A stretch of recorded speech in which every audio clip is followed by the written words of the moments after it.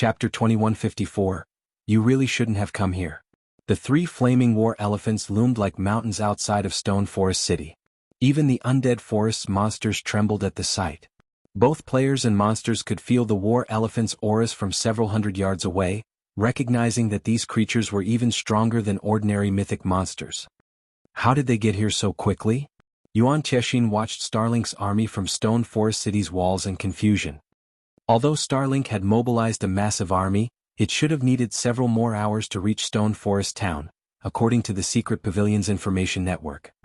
While several hours might not be enough time for the Secret Pavilion to set up an impenetrable defense, it should have been enough time to get Stone Forest City's defensive measures online. It also would have given the city time to recruit plenty of NPC soldiers. With those defensive measures in place, capturing Stone Forest City would have been considerably difficult. The city could have dragged the fight with Starlink out while it waited for more reinforcements. Unfortunately, not only had Starlink's forces arrived a lot sooner than expected, but the guild had also brought three mythic monsters with it. All three flaming war elephants were covered in glowing divine runes. They had obviously been enhanced by some kind of power, and it was clear they weren't ordinary summoned creatures. However, the flaming war elephants weren't the only problem right now. Hundreds of magical class experts escorted the summoned monsters. These experts had gathered and pooled their mana into several dozen dazzling energy stones. As these magical class experts filled the energy stones with their mana, magic arrays began to manifest around the stones, devouring the ambient mana from up to 1,000 yards away. To an ordinary guild expert, it would only seem as if Starlink were preparing to cast a powerful spell, perhaps a Tier 4 large-scale destruction spell. However, Yuan Tiexin was no ordinary expert, and he knew that wasn't a run-of-the-mill Tier 4 large-scale destruction spell. Rather, it was the Tier 4 curse-ranked ancient spell, Elemental Destruction. As far as he knew, Starlink regarded the spell like a family heirloom. The guild could use the energy stones to collect its players' mana, feeding the ancient spell. The energy stones could be used indefinitely. When cast, Elemental Destruction's power would depend on the number of energy stones used. The ancient spell required a minimum of 12 energy stones, and every additional 12 stones would qualitatively transform the spell. With 12 energy stones, Elemental Destruction would have the power of an ordinary Tier 4 spell. If the casters used 24 energy stones, the spell would display the power of a Tier 4 curse. Of course, the stronger the ancient spell became, the more it would require of its casters, and the cooldown would become longer. The last time Starlink had used the energy stones, it had destroyed a heavily fortified town under the Dark Force's control. The guild had only used 17 energy stones in that attack. Now, however, Starlink's magical class experts concentrated their mana into 29 energy stones. When they released the spell, Elemental Destruction would undoubtedly have the power of a Tier 4 curse. The ancient spell's destructive power would only be slightly weaker than a Tier 5 spell, more than enough to destroy a basic city's defensive magic array, which could only block ordinary Tier 4 attacks. At this stage of the game, a city's most impressive defensive measure was its magic barrier, which players were still helpless against. Not even a full day's assault from an army of 100,000 players could shatter a city's defensive magic array. They wouldn't even put a dent in its energy reserves. However, if the defensive magic array shattered, the city's remaining defenses would only be slightly stronger than a town's.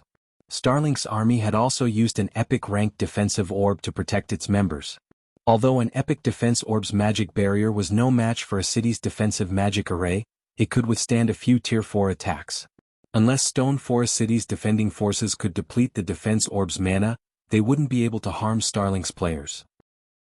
Meanwhile, as the Home Dragon team departed from the undead forest, it noticed the colossal magic array that hovered near the cavern's ceiling. Despite standing several thousand yards away, the team's members could feel its domineering aura. Amazing. So, this is Starlink's rumored elemental destruction spell? Sheng Wuji watched the mana fluctuations above grow stronger in shock.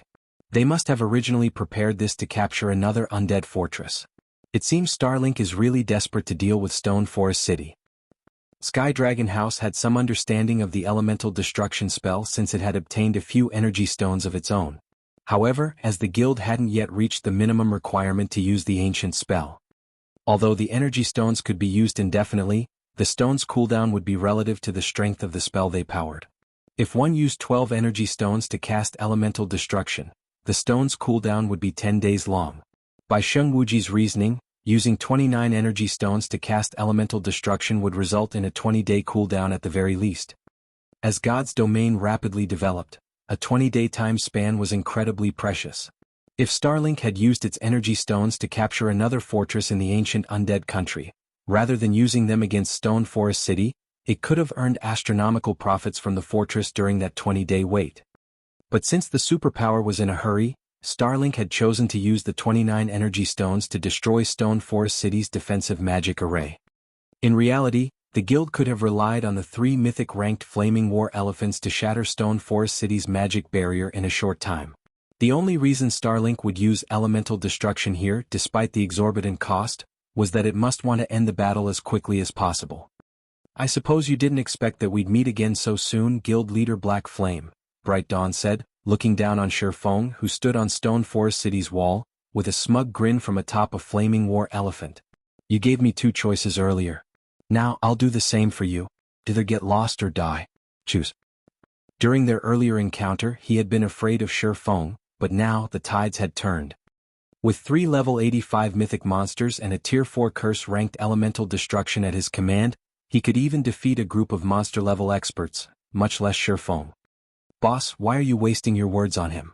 Let's just force him to hand over his treasures and an extra piece of epic equipment. Otherwise, he'll have no hope of leaving this place alive." "That's right.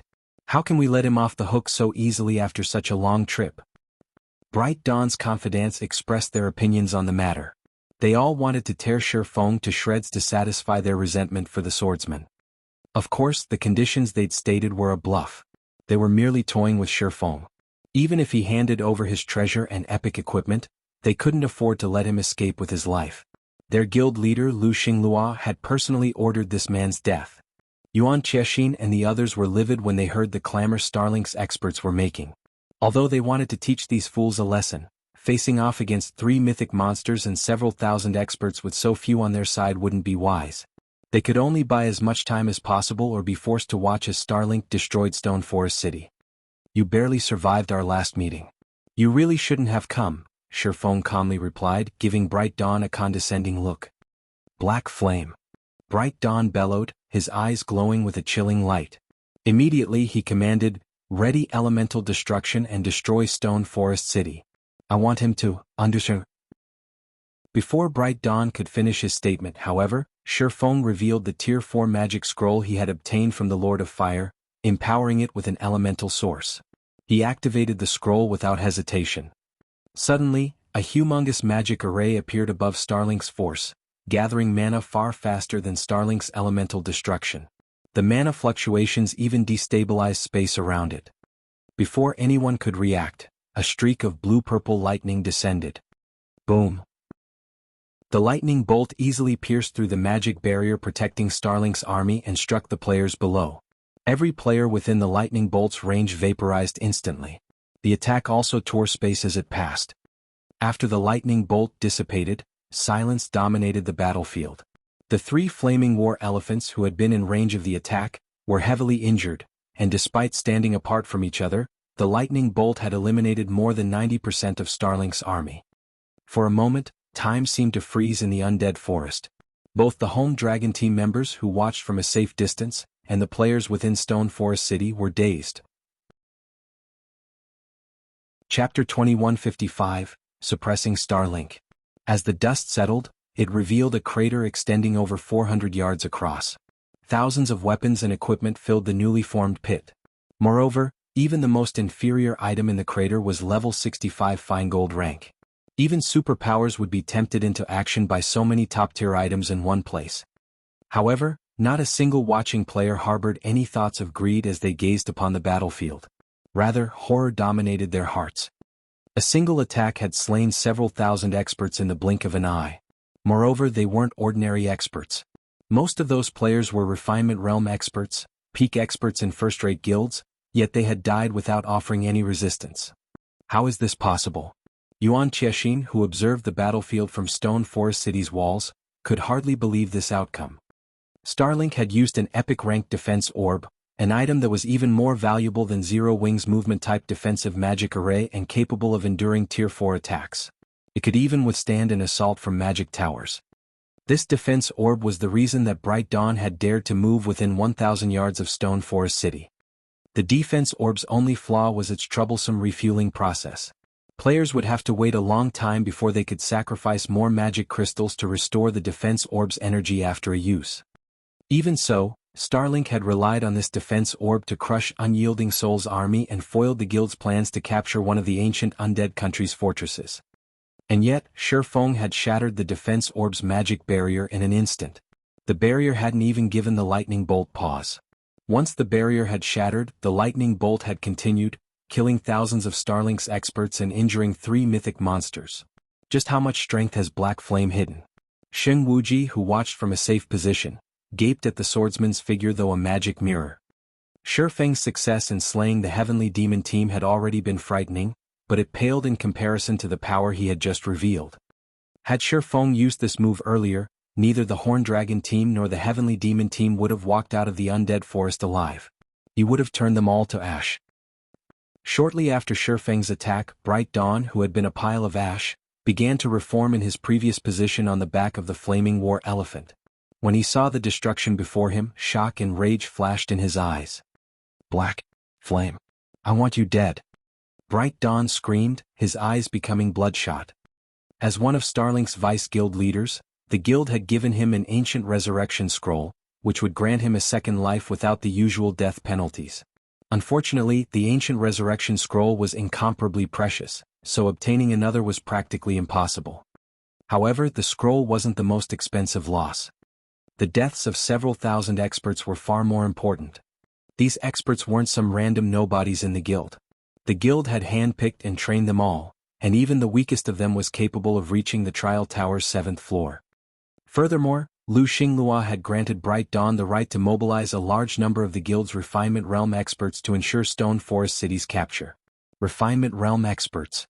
All of these players were the guild's lifeblood.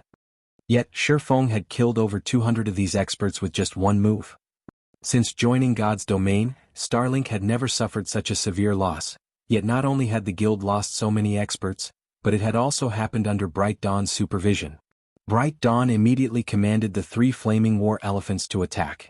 With a furious roar, the 3 mythic monsters charged towards Stone Forest City's defensive magic array. Starlink's surviving members also responded, bombarding the city with every trump card they had. For a time, the undead forest became a world of spells and explosions. Although the 3 flaming war elephants were heavily injured, they were still mythic monsters. Every one of their attacks devoured a significant portion of the magic barrier's energy reserves. Meanwhile, Starlink's members who could exhibit Tier 3 strength, attacked the city with everything they had. With nearly 1,000 players attacking as one, they caused quite a bit of damage to the defensive magic array as well. After one round of attacks, Stone Forest City's defensive magic array began to shudder violently. Seeing this, the players in the city began to retaliate. They attacked with either their own spells and arrows or with miniature ballistas and defense turrets. One of the city's magic towers also activated, bombarding Starlink's members.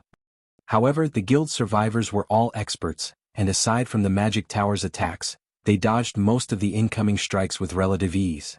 Furthermore, they took advantage of the longer intervals between each magic tower attack, and only one magic tower was active at the moment.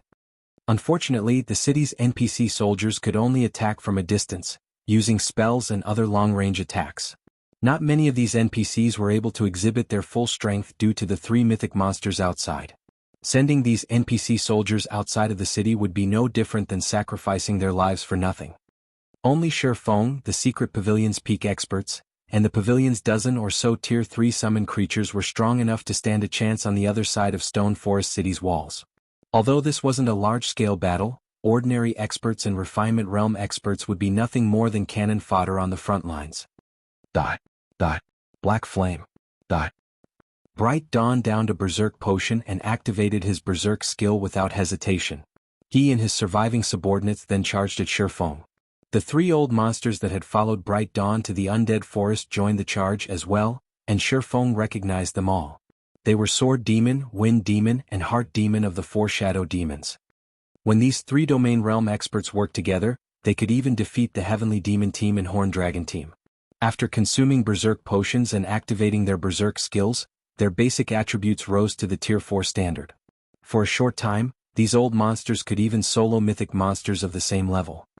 Against Bright Dawn and 3 of the 4 Shadow Demons' coordinated assault, Shifeng, who had activated Heavenly Dragon's power, was at a disadvantage, continuously losing HP.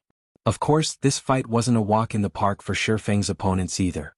After activating Heavenly Dragon's power, Shifeng's strength rose to a tyrannical level. With his ability to counter his opponent's attacks, he steadily chipped away at his enemies' HPs. Furthermore, Heavenly Dragon's power gave Shifeng superb defense, and although he lost HP, he didn't lose it quickly. As time passed, the battle grew more intense. Most players had switched to magic scrolls and support tools, rather than relying on their own skills and spells to amplify their damage output. When Heart Demon saw Shifeng's HP fall to 50%, he retrieved a crystal and used it in tandem with a spell. Suddenly his Tier 2 spell had Tier 3 power. Including basic attributes that rivaled mythic monsters, not even such creatures could stop his enhanced attack. Suddenly, over 30 magic spears flew at Shifeng from different directions, each with Tier 4 power. Every one of these spears was under Heart Demon's control, and they agilely flew toward their target like fish through water. Not one to be outdone, Sword Demon activated his most powerful skill, Slash of Light, and his greatsword lit with a brilliant glow. He swung the weapon toward Shifeng's back, sealing off the other swordsman's path of retreat. "Come!" Shifeng shouted. Even he felt the threat of death, and since he had already used up his life-saving skills, he had no choice but to activate Blade Liberation. As his basic attributes skyrocketed, he countered the approaching magic spears and glowing greatsword with a swing of his blade. Lightning Slash. A blue glow enveloped Shifeng's surroundings as a black line followed. Immediately, all 30-plus magic spears and the Slash of Light shattered, yet the blue light didn't stop after nullifying the attacks, rapidly reaching for Sword Demon and Heart Demon. In the end, neither old monster evaded the incoming attack, dying instantly as their HPs hit 0. Every expert on the battlefield was stunned. With his strength alone, Shifeng had fought 4 of Starlink's great experts. 3 of these 4 players were even monster-level experts, existences that could even give the various superpowers massive headaches. In the end, however, not only had Shifeng proven to be their match, but he had also instant-killed 2 of them. Chapter 2156, Silence. Bright Dawn and Wind Demon, who had stood a little behind Sword Demon and Heart Demon, almost instinctively slid to a halt and jumped back the moment they saw their 2 allies fall, not daring to step any closer to Shifeng. After increasing the distance between them and this terrifying swordsman, they stared at Shifeng, who currently radiated the aura of a ferocious, wild beast. Could he actually be an old monster in disguise? Wind Demon stared at the man in question in shock. Sword Demon and Heart Demon had undoubted wielded basic attributes at the Tier 4 standard, yet even after combining their attributes and combat standards, they hadn't even survived one of Shifeng's attacks. Wind Demon could no longer fathom Shifeng's strength. However, what truly shocked Wind Demon was the swordsman's temperament. Shifeng behaved nothing like a man of his age. Previously, if he and Bright Dawn hadn't stood behind their comrades, they wouldn't have had the time to react to Shifeng's transformed aura and activate their life-saving skills. Shifeng would have killed them all with that last attack. Shifeng had directed Sword Demon and Heart Demon right where he wanted them, in the midst of activating a skill when Shifeng had attacked. When players activated a skill in God's domain, they had to wait for a brief moment before they could activate another. The stronger the skill was, the longer they'd have to wait. Shifeng had clearly taken into account this interval and waited for the perfect moment to strike. He fought like an assassin, waiting for the perfect moment to land a fatal blow before revealing himself. Although Sword Demon and Heart Demon had sensed the change to Shifeng's aura, they had been in the midst of activating a skill and unable to react to their enemy's perfect timing. Strength, technique, temperament. Shifeng was flawless in all 3 aspects. Normally, younger fighters like Shifeng were eager to reveal all of their strength, wanting the world's admiration. However, that was not the case with Shifeng. Like a veteran fighter with decades of experience, Shifeng didn't reveal his cards until the very last moment. Moreover, he played every card perfectly. Wind Demon wasn't the only one with such thoughts. Even Yuan Tiexin, who watched from afar, was astonished. Since Yuan Tiexin had met Shifeng, the swordsman had revealed one trump card after another. Even with the experience he had accumulated over his many years, Yuan Tiexin couldn't predict Shifeng's limits. On the contrary, the more he watched the young man, the cloudier Shifeng became. He wasn't anything like youngsters such as Purple Jade, who fought with all of their cards on the table. Meanwhile, now that Sword Demon and Heart Demon, the strongest melee and ranged fighter among the 3 shadow demons present, were dead, Wind Demon and Bright Dawn had no way of keeping Shifeng in check. If they continued this battle, it would only be a matter of time before they too met their demise. Once Wind Demon and Bright Dawn died, Starlink would lose the last experts that could command its forces in the undead forest. The secret pavilion and Zero Wing would then have control of the battlefield. Black Flame. I admit that you're good. I truly didn't expect you to be so strong, Bright Dawn said, sneering at Shifeng, who prepared to launch another attack.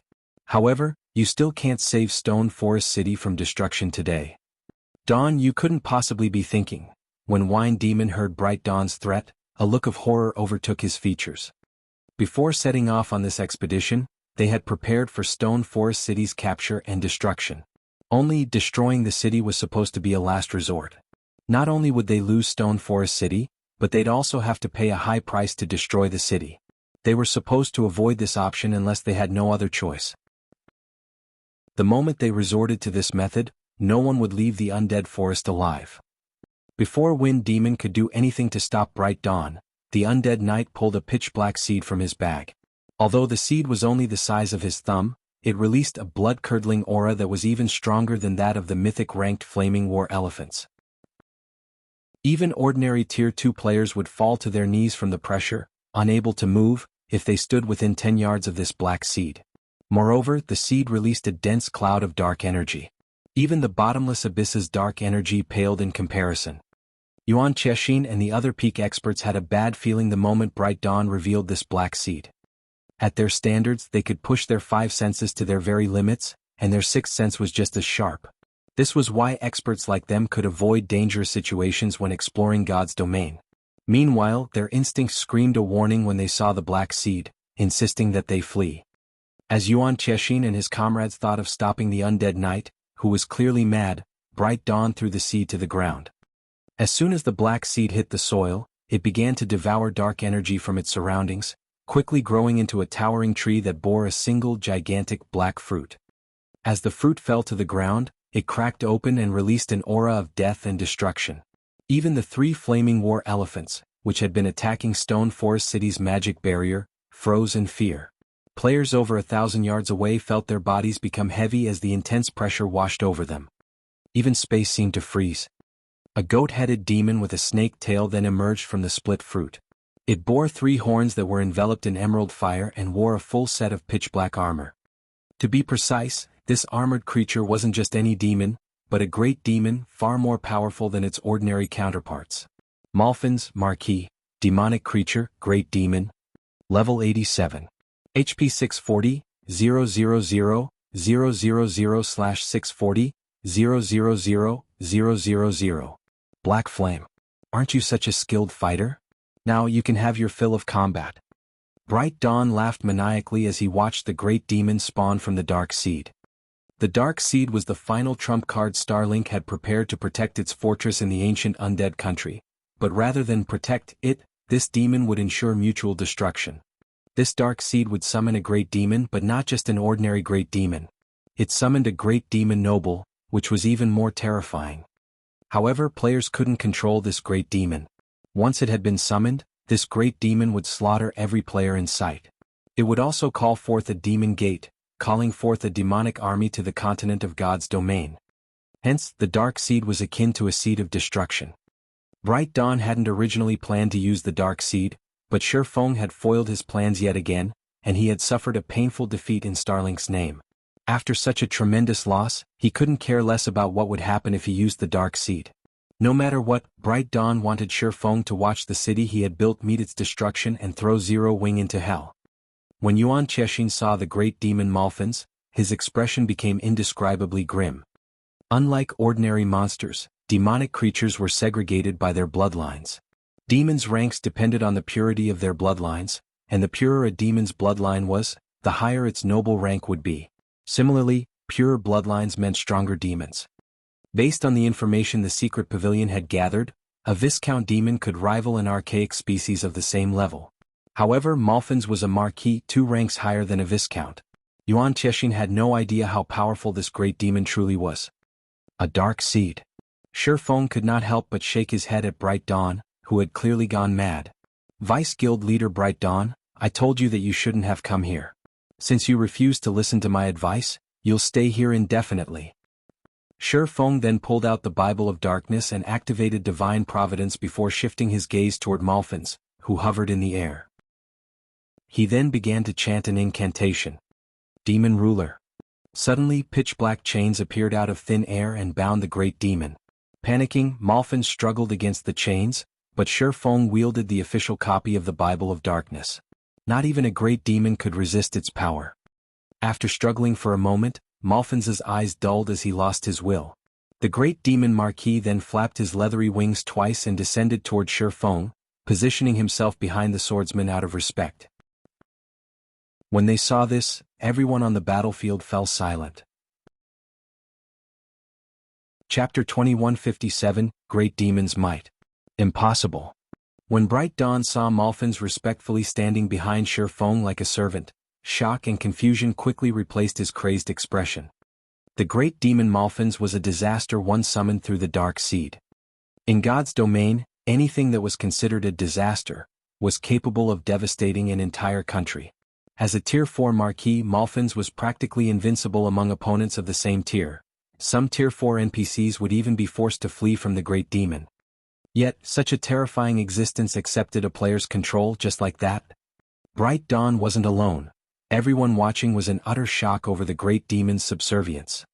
In 1 second, everyone had given in to their hopelessness and despair over the undead knight's final move, but in the next, Shi Feng had shown them how laughable that move truly was.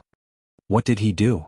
As Wind Demon stared at Malfin's, obediently standing behind Shi Feng, he felt his entire world flip upside down.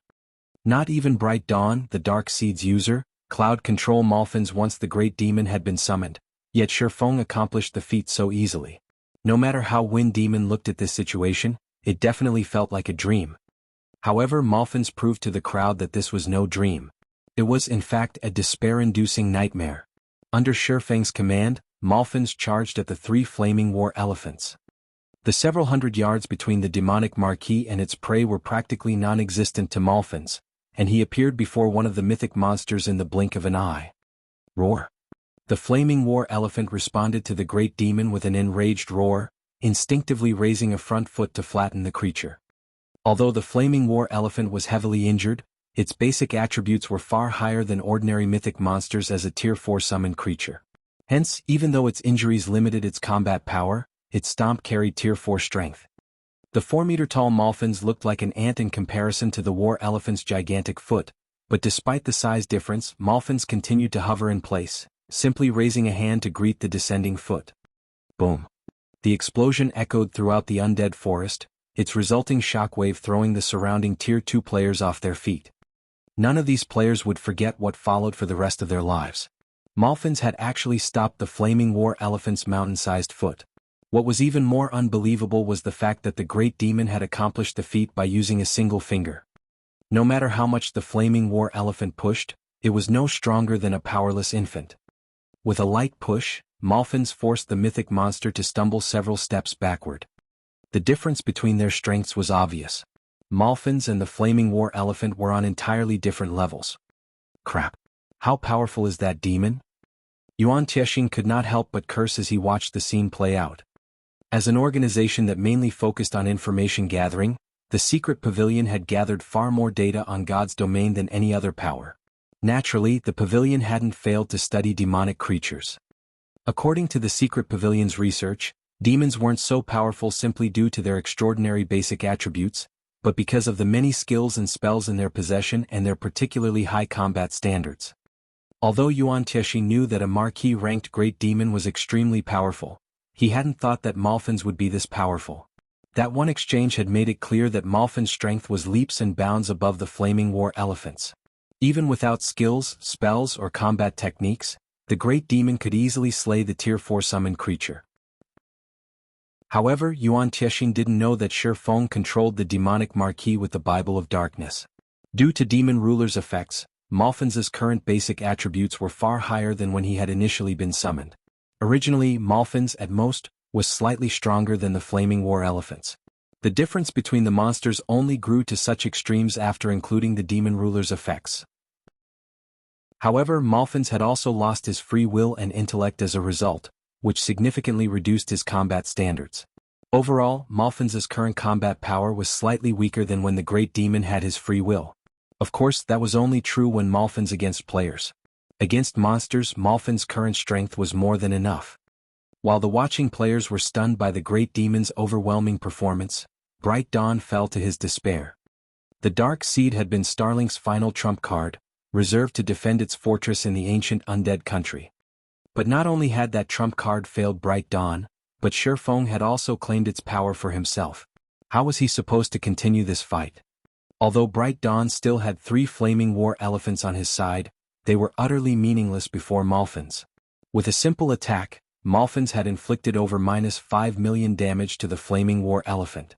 The Great Demon could likely finish off the summoned creature's 450 million HP in less than 2 minutes. In total, Malfin's could end all 3 War Elephants in less than 6 minutes. In its current state, Starlink's army had no hope of destroying Stone Forest City's defensive magic array in such little time. The moment the 3 Flaming War Elephants died, Starlink's army would be powerless against the city's magic barrier, becoming living targets for the city's players. Retreat. The word echoed in Bright Dawn's mind. The undead knight immediately gave the command before he turned and fled. He had no desire to stay and continue this battle. However, Shifeng's reaction was faster than Bright Dawn had expected. The swordsman appeared in the undead knight's path the moment Bright Dawn turned away from the fight. As Shifeng slowly walked up to Bright Dawn, he smiled and asked, "Now you want to leave? Just you wait, Black Flame. You may have stopped Starlink's assault, but you won't stop the various superpowers once they arrive. Even if you can control that demon, its time is limited here. Once the summoning's duration ends, you'll have to stand by and watch as your city is destroyed." Bright Dawn snarled with a mad glint in his eyes. "Oh, you don't have to worry about that," Shifeng said as he executed Sword's transmigration. With his twofold berserk still active, Bright Dawn was no match for Shifeng's speed and strength. Before Starlink's commander could respond, his body split in 2, and he lost the last remnants of his HP. The moment Bright Dawn died, Starlink's army lost its commander. Stone Forest Town's defenders then had the advantage. The Great Demon Malfin slew all 3 Flaming War Elephants in less than 5 minutes and proceeded to hunt down Starlink's fleeing members, slaughtering them like a flock of helpless sheep. The watching players only snapped out of their daze after the battle had ended. Xing Wuji in particular, was shocked beyond words as he watched from a distance. Starlink had dispatched several thousand experts and 3 mythic monsters to capture Stone Forest City. Even a superpower would have to take such a force seriously. However, this army had been obliterated, and it hadn't even broken Stone Forest City's defensive magic array before its defeat. Meanwhile, news of the battle's unexpected results spread to the various superpowers like wildfire. For a time, the outcome shook God's domain to its core. Chapter 2158, Shocking Battle. Starmoon Kingdom, White River City. Tall buildings and large crowds filled the city's business district. The scene was even more prosperous than most kingdoms' capital cities in God's domain. Currently, a man and a woman wearing Crimson Emperor's Guild emblem ventured down the street.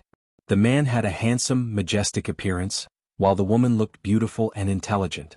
Both players had already reached level 68, and if they hadn't concealed their levels with their black cloaks, they would have been the center of attention wherever they went. Zero Wing is truly amazing. It has actually nurtured White River City into such a powerhouse. Even if Zero Wing loses Stone Forest City, it'll still have a good chance of becoming an overlord in God's domain, Illusory Words commented as she observed the players wandering about the business district. After Zero Wing had taken control of White River City's auction house, White River City's popularity and growth had skyrocketed. The city practically changed with each passing day as players surged through its gates. While most of the NPC cities with player-controlled auction houses had significantly improved as well, White River City's growth was far more pronounced. White River City's impressive development wasn't due to an influx of new players, but the arrival of well-known adventurer teams, merchant players and high-ranked lifestyle players. Since new players hadn't spent much time in God's domain yet, they lacked both individual and financial strength. They wouldn't be able to contribute much to a city or its ruling guild. However, the same wasn't true of adventurer team members, merchant players and lifestyle players with relatively high standards. Expert players could become usable combat power the moment they joined a guild, and merchant players could increase a city's economic prowess.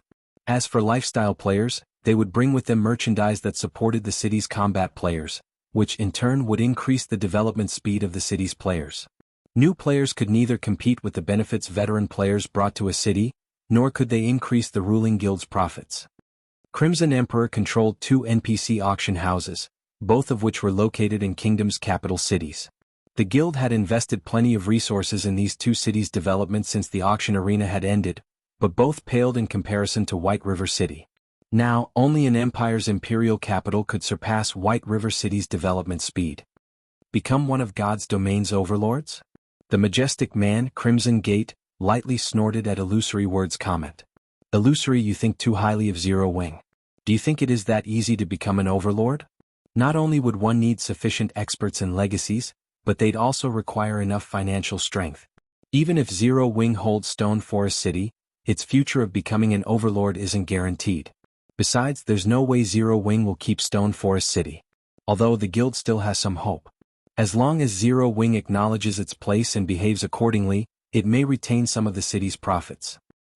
Acknowledges its place, huh? Illusory Words did not try to rebuke Crimson Gate's words. As she glanced at the various other Superpowers members on the street, she shook her head and sighed. I'm afraid that even if Zero Wing concedes Stone Forest City, it'll only retain negligible profits. Too much was at stake in Stone Forest City, and many Superpowers were keeping a close eye on the city. Even the Superpowers that had planned to ally with Zero Wing had changed their minds, now intending to force the guild to relinquish the city's shares. This was even true of Crimson Emperor. To claim a share of the profits, the various Superpowers had dispatched representatives to negotiate with Zero Wing. According to Crimson Emperor's investigation, more than 10 Superpowers had already gathered in White River City. This situation had already become a living nightmare. Even the most valuable empires in God's domain had no more than 7 or 8 competing Superpowers, but now more than 10 Superpowers had gathered to fight for Stone Forest City. They were still waiting for the various Superpowers' armies to gather around Stone Forest City, which was the only reason they hadn't entered Zero Wing's residence yet. Zero Wing's opinion on the outcome doesn't matter. It no longer has any say. Not even the secret pavilion can change this. Sneering, Crimson Gate continued, if Zero Wing refuses our offer, it will only find destruction in its future. Not even Stone Forest City will survive. As one of the few transcendental powers in the virtual gaming world, the secret pavilion was quite powerful. Not even ordinary super guilds dared to provoke it. However, after all was said and done, the secret pavilion didn't have a monopoly over the virtual gaming world, which was especially true after God's Domain's launch. Not even a ferocious tiger could defeat a pack of wolves. The secret pavilion definitely understood this. When the time arrived, the pavilion would abandon Zero Wing.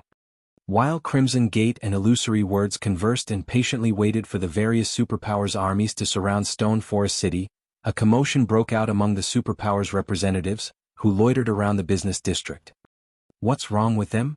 Crimson Gate watched the representatives with an odd look as their expressions changed drastically. Are the armies already in place? No. Illusory Words abruptly exclaimed as she finished reading a message she had just received. With a complex look, she turned to Crimson Gate and said, I've just received news that Zero Wing has fended off Starlink's assault on Stone Forest City. Starlink's been defeated? Crimson Gate asked, surprised by the news. Starlink was one of the up-and-coming superpowers in the virtual gaming world. Aside from its slightly undeveloped legacy, the guild was even stronger than Crimson Emperor overall. It seems Zero Wing is stronger than expected to stop Starlink's all-out attack. It's no wonder why those people seem shocked. No, that's not all. According to our insider information, the army Starlink sent to Stone Forest City has been annihilated. Illusory Words informed her companion with a grim expression. Annihilated? Impossible. Crimson Gate said incredulously. Someone must have made a mistake with the report.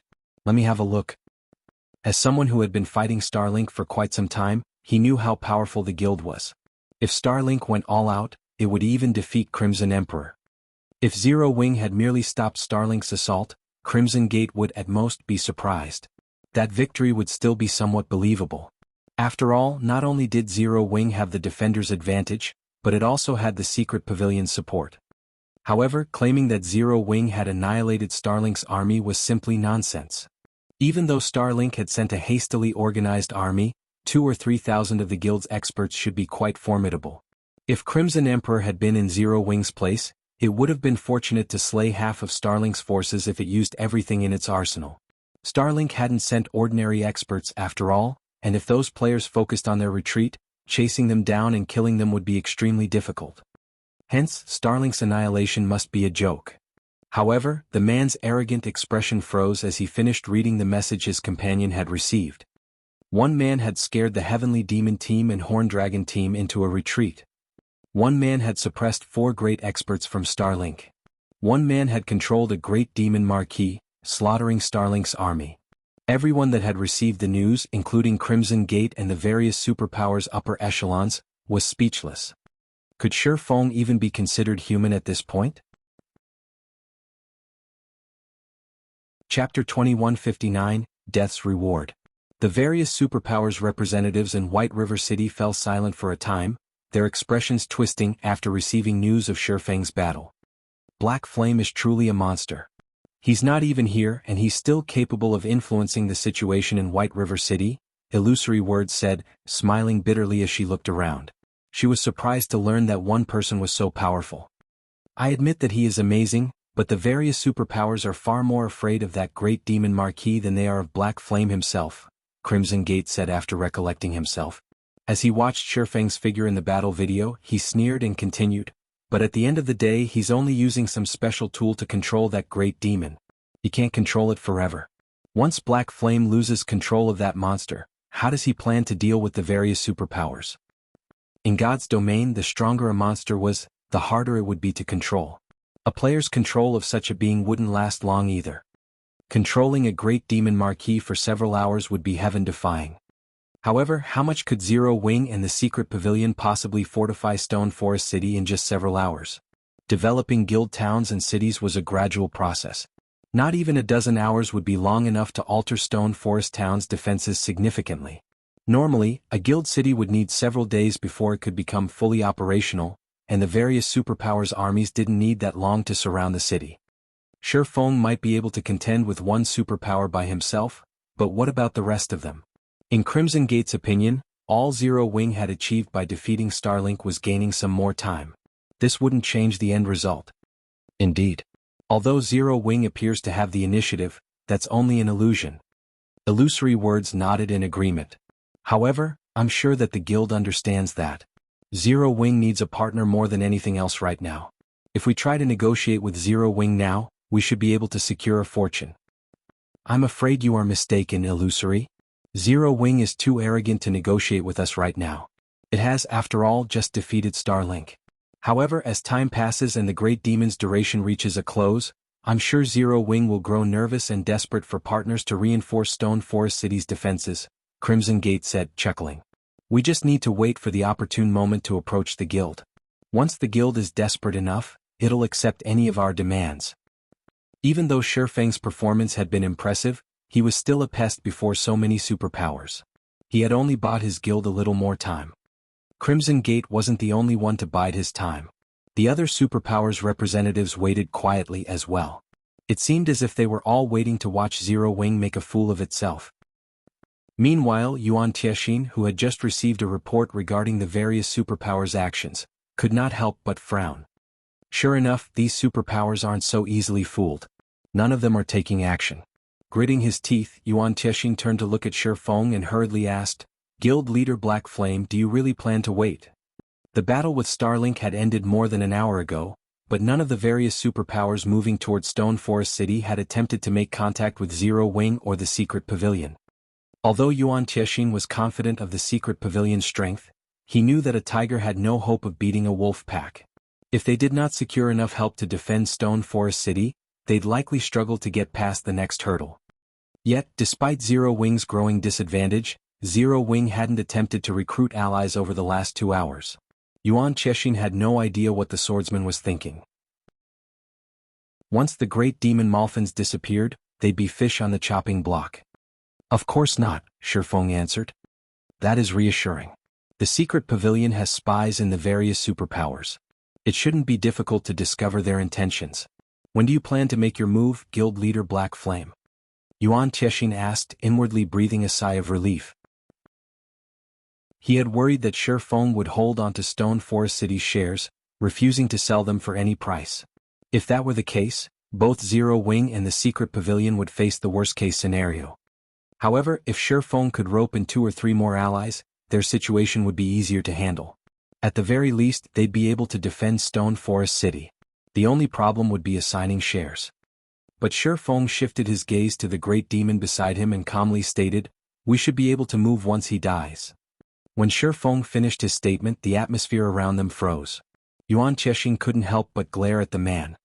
This isn't the time for joking, Black Flame.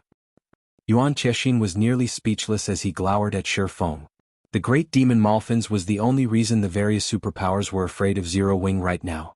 Once Malphins died, Zero Wing would lose its advantage from defeating Starlink. The guild might even be in a worse position for wasting the various superpowers' time.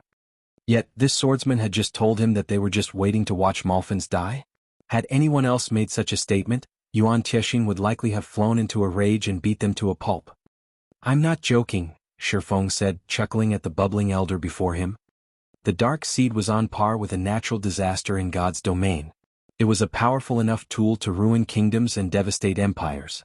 Any power in the past that had obtained a Dark Seed had reserved the item as a final trump card, ensuring that it would defeat its enemies, even if it had to endure mutual destruction. However, there was one thing that current players did not know about the Dark Seed. Although the Dark Seed was a disastrous item, it was also a golden opportunity. Once the demon summoned with the Dark Seed died, it was guaranteed to drop the Dark Tower design. Constructing the Dark Tower was quite simple. In fact, it was more of a summoning than blueprints.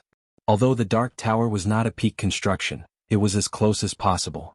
Not even the 4 towers of elements were as powerful. The moment Shifeng fell silent, Malphins cried out in anguish as silver fire began to devour its body, leaving nothing but ashes. Malphins' death stunned the Zero Wing and Secret Pavilion members watching.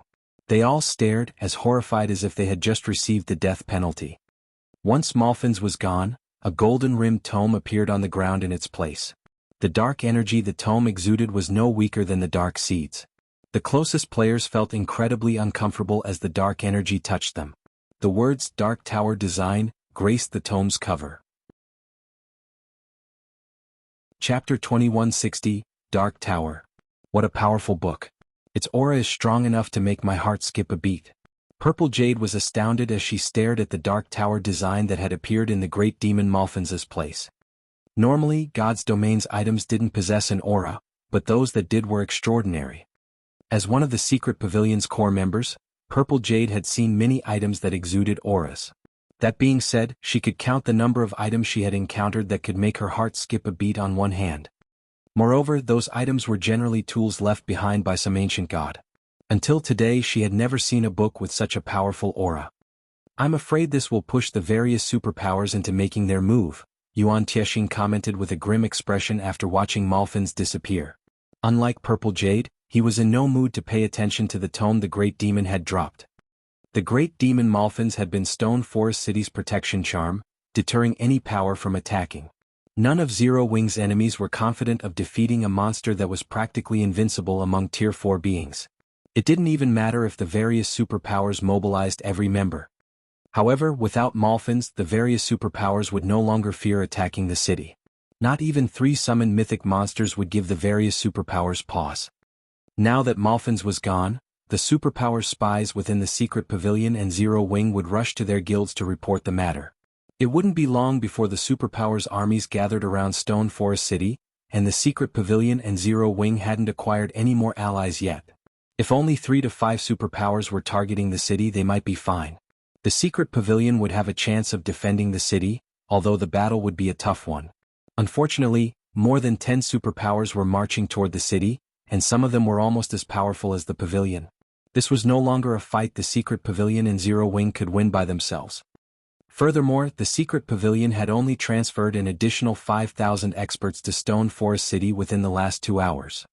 Stone Forest City was located within the bottomless abyss, and due to the regional dungeon's harsh environment, ordinary experts would be little more than cannon fodder in a battle here. Only stronger experts would be of any use.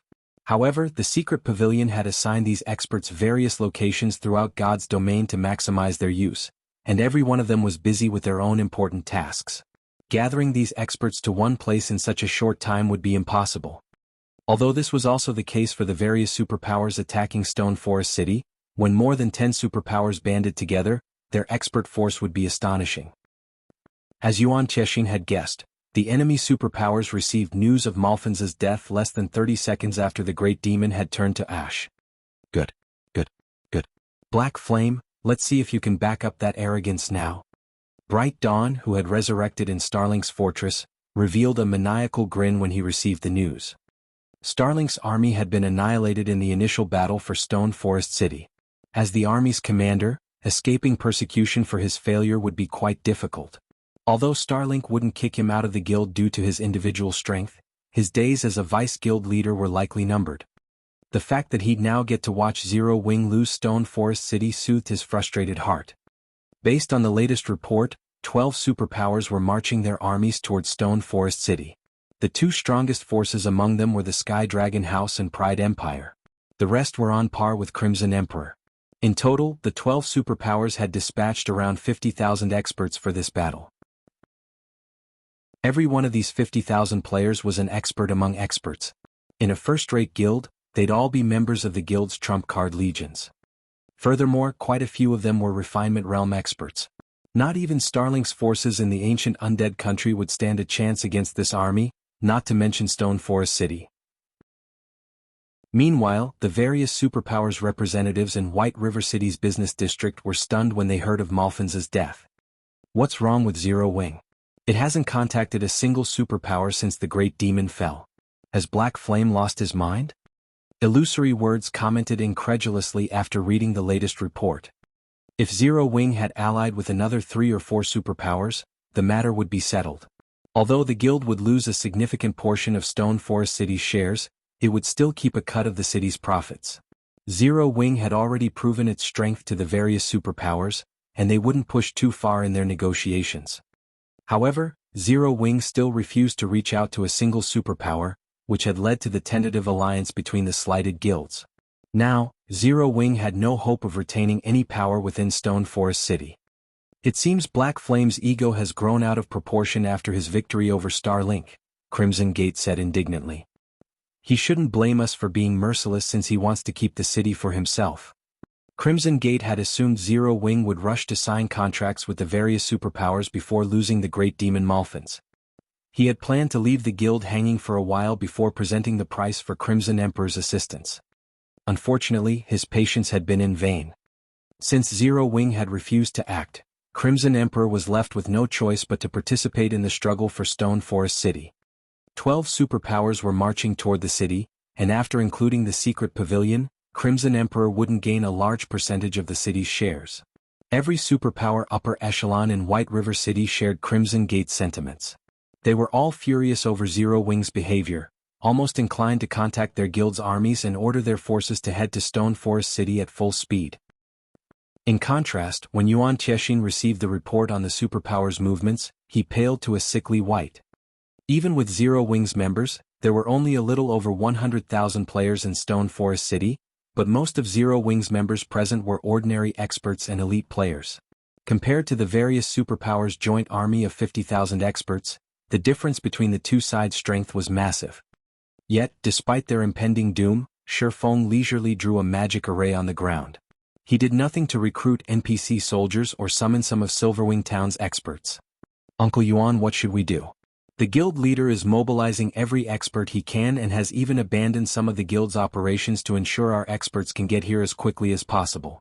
However, even with those experts, I'm afraid that we're still no match for our enemy's combat power, Purple Jade said, frowning as she informed her superior of the latest report.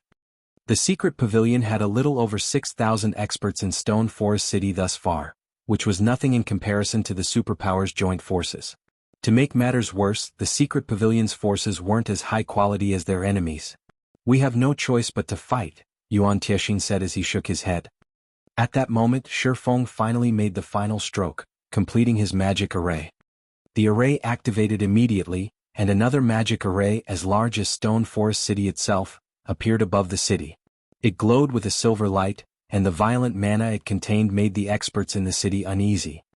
As this array completed, pitch-black darkness, like a moonless night, swallowed the undead forest.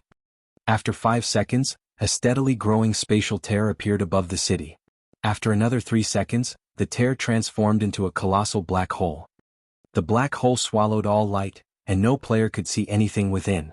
However, they could feel an intense aura emerge from the phenomenon. As if time and space had frozen, every player in the city stared in shocked silence as a 100-meter, 5-story tower dropped into the city's center. What is that? How can dark energy be so dense? Yuan Chexin was astonished, unable to tear his eyes away from the tower that now graced Stone Forest City.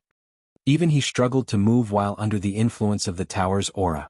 He'd be lucky to exhibit 10% of his combat power.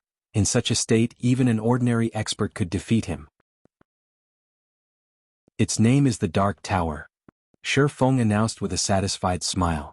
Of course you can refer to it by its other name. The Tower of Death. Chapter 2161. Suppressing with a Snap. Shifeng was quite excited to have successfully summoned the Dark Tower. He had only ever heard of the tower in the past. He had never actually seen or experienced one. The Dark Seed was extremely rare in God's domain, even rarer than fragmented legendary items. Hence, Shifeng had been quite surprised when Bright Dawn had revealed the item. To summon a Dark Tower, players first needed to defeat the demon summoned with a Dark Seed. However, killing that particular demon was easier said than done. Players had often relied on NPCs to suppress and defeat these summoned demons during Shifeng's previous life. Killing one without such help was extremely difficult. Although the NPC's participation wouldn't interfere with the Dark Tower design's drop rate, NPCs wouldn't allow the construction to exist. They'd confiscate the Dark Tower design the moment it appeared. Players wouldn't have a chance to get their hands on the item. Because of this, Shifeng could count the number of powers that had successfully summoned a Dark Tower on one hand. Moreover, outsiders weren't allowed within a tower or city that contained a Dark Tower. Only allied or subordinate guilds would be granted entry. Shifeng had merely been a second-rate guild's guild leader in his past. Even ordinary superpowers had been unreachable, not to mention top-ranked superpowers. They had simply lived in different worlds. Hence, Shifeng had never expected to summon a Dark Tower now. We don't have much time left, Guild Leader Black Flame. The allied superpower's 50,000-man army will arrive in less than half an hour, Yuan Chexin reminded the younger man when he saw Shifeng's relaxed expression. From his point of view, Shifeng didn't seem to understand the danger they were in right now.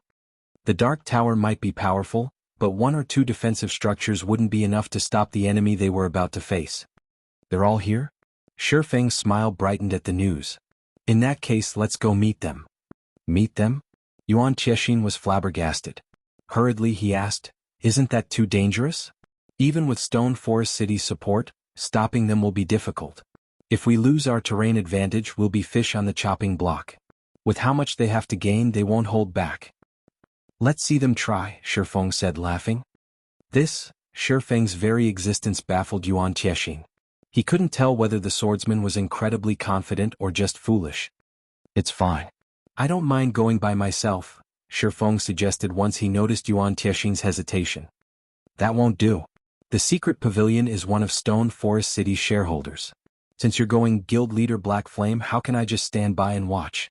Besides, if the secret pavilion makes an appearance, these superpowers might hold back out of fear, maintaining some pretense, Yuan Chexin said, shaking his head as he prepared to risk his life alongside Shifeng. He didn't think that meeting the various superpowers was altogether a bad idea. They hadn't reached Stone Forest City just yet, so they might have an opportunity to ally with a few of these invading superpowers. However, if they waited until the armies arrived and solidified their alliance, the secret pavilion and Zero Wing would lose any hope of holding the city. Following which, Shifeng and Yuan Chexin left Stone Forest City and made their way toward the various superpowers' armies, which had just entered the undead forest. Both of these individuals were well known in the virtual gaming world at this point. Even if the various superpowers members weren't familiar with Zero Wing, they had heard of Black Flame. Why are they here?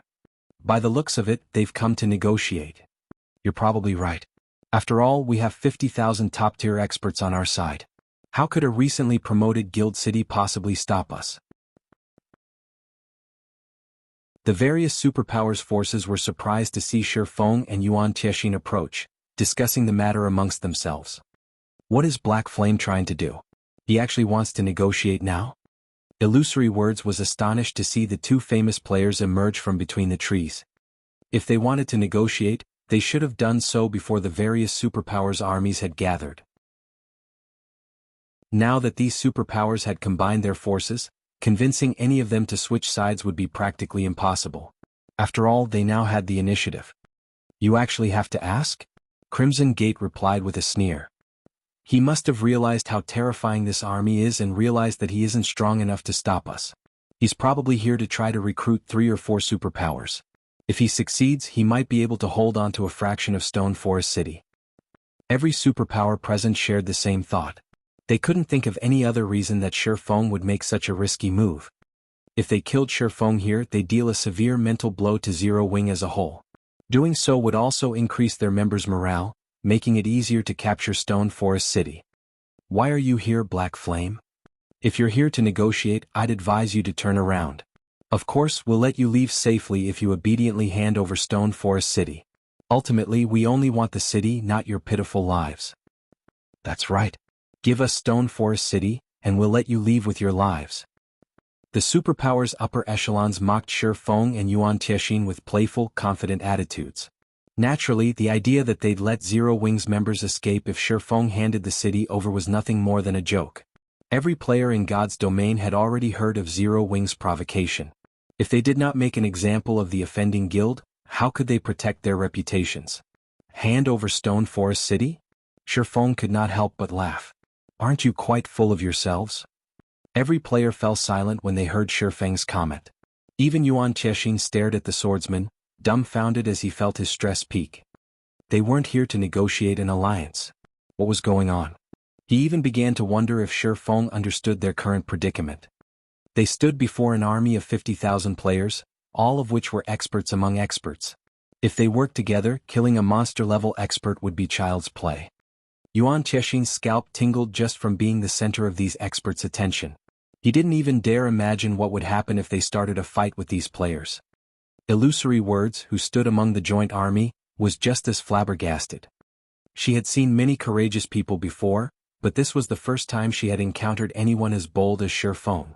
He had just openly provoked 12 superpowers with a simple comment. Only death awaited him now. Is this guy stupid? Does he really believe he's invincible? He's only defeated Starlink.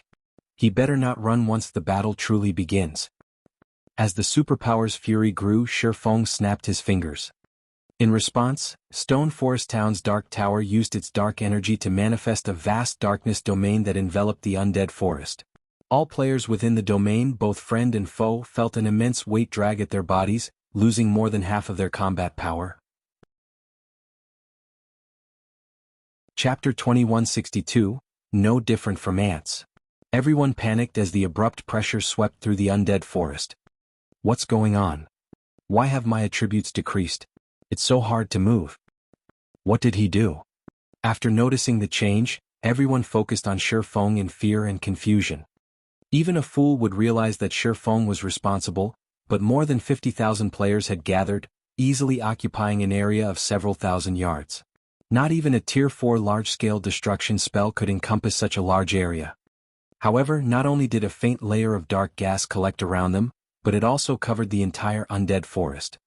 Ordinary domain skills only reduced players' basic attributes by a small fraction, but this domain suppression was extreme. Their movements were so sluggish that they were even less mobile than they had been at Tier 1. The various superpowers' upper echelons watched the man responsible with grim expressions. If only their basic attributes had been suppressed, they may have been able to adapt. However, it was an entirely different story if this domain suppressed their physiques as well. Experts were so powerful due to their quick reactions and extraordinary comprehension, which gave them far greater control over their virtual bodies than ordinary players. However, now that their bodies had reverted to their original mortal state, they had lost their advantages. In other words, they were only as strong as ordinary players while inside this domain. The ability is just as effective as the rumors made it out to be. When Shi Feng sensed the changes to his own body, he could not help his rueful sigh. As an advanced construction, the Dark Tower had two abilities. One of these abilities was Darkness Domain. The Darkness Domain did not differentiate between friend and foe, affecting every creature within its range, covering a 100,000-yard radius. Violent dark energy filled the domain. Not only would this dark energy affect creatures' basic attributes, but it would also impact their reaction speeds, neural response times and five senses. While bathed in this dark energy, expert players would lose all of their advantages over ordinary players. It was just as effective as a death sentence. This was also why players in the past had referred to the Dark Tower as the Tower of Death. Yuan Tiexian's eyes nearly fell from their sockets. He was even more astounded than the invading Superpower's members.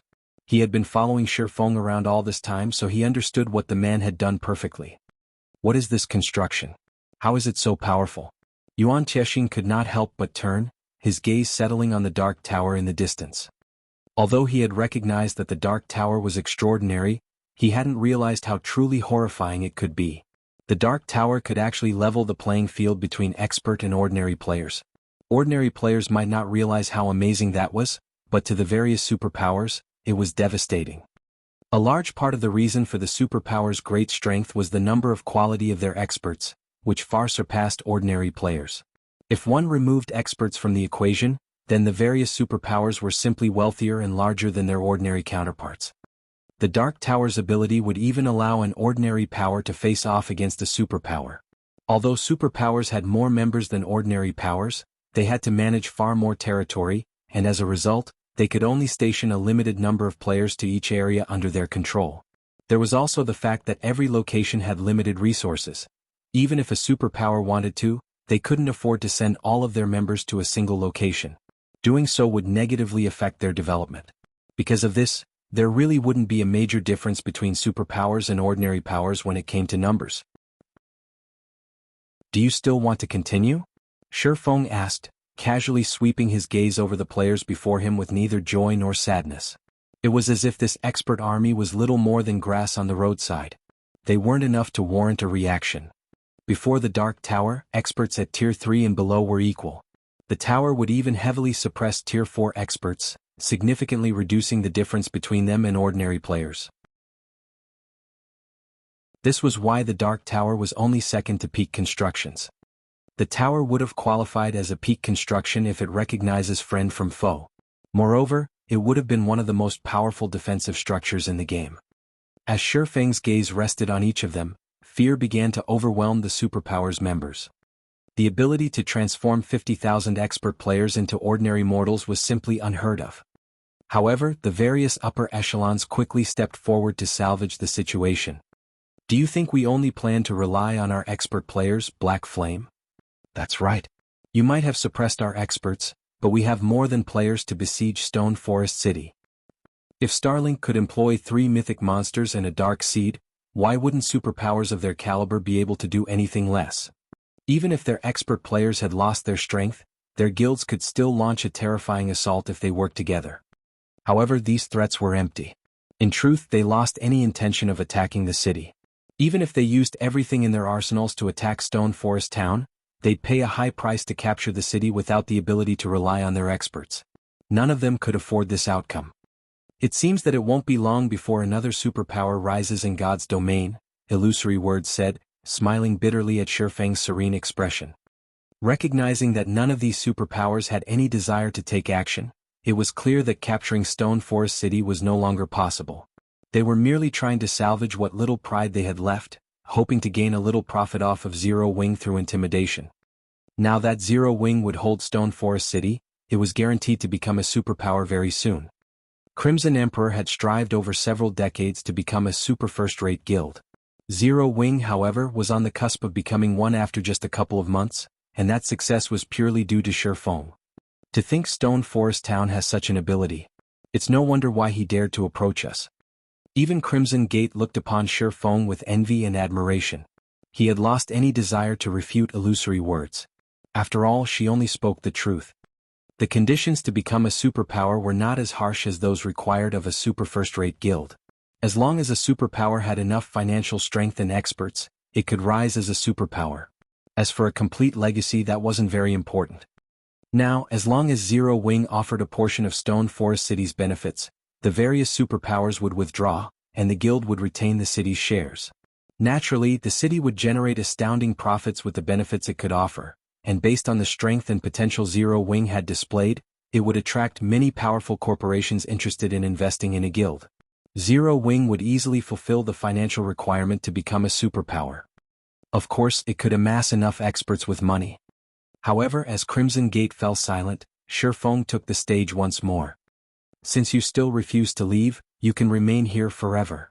Shifeng said as he revealed a 7 Luminaries crystal, activating the Dark Tower's second ability.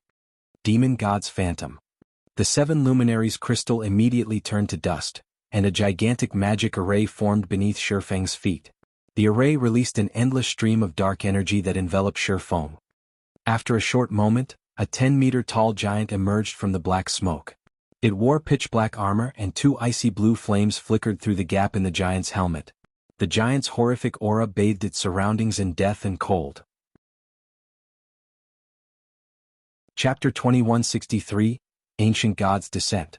Although the demon god Shifeng had transformed into was only 10 meters tall, a far cry from the size of Grand Lord and mythic-ranked monsters, everyone gasped when they saw his new form. The aura Shifeng radiated was far too powerful.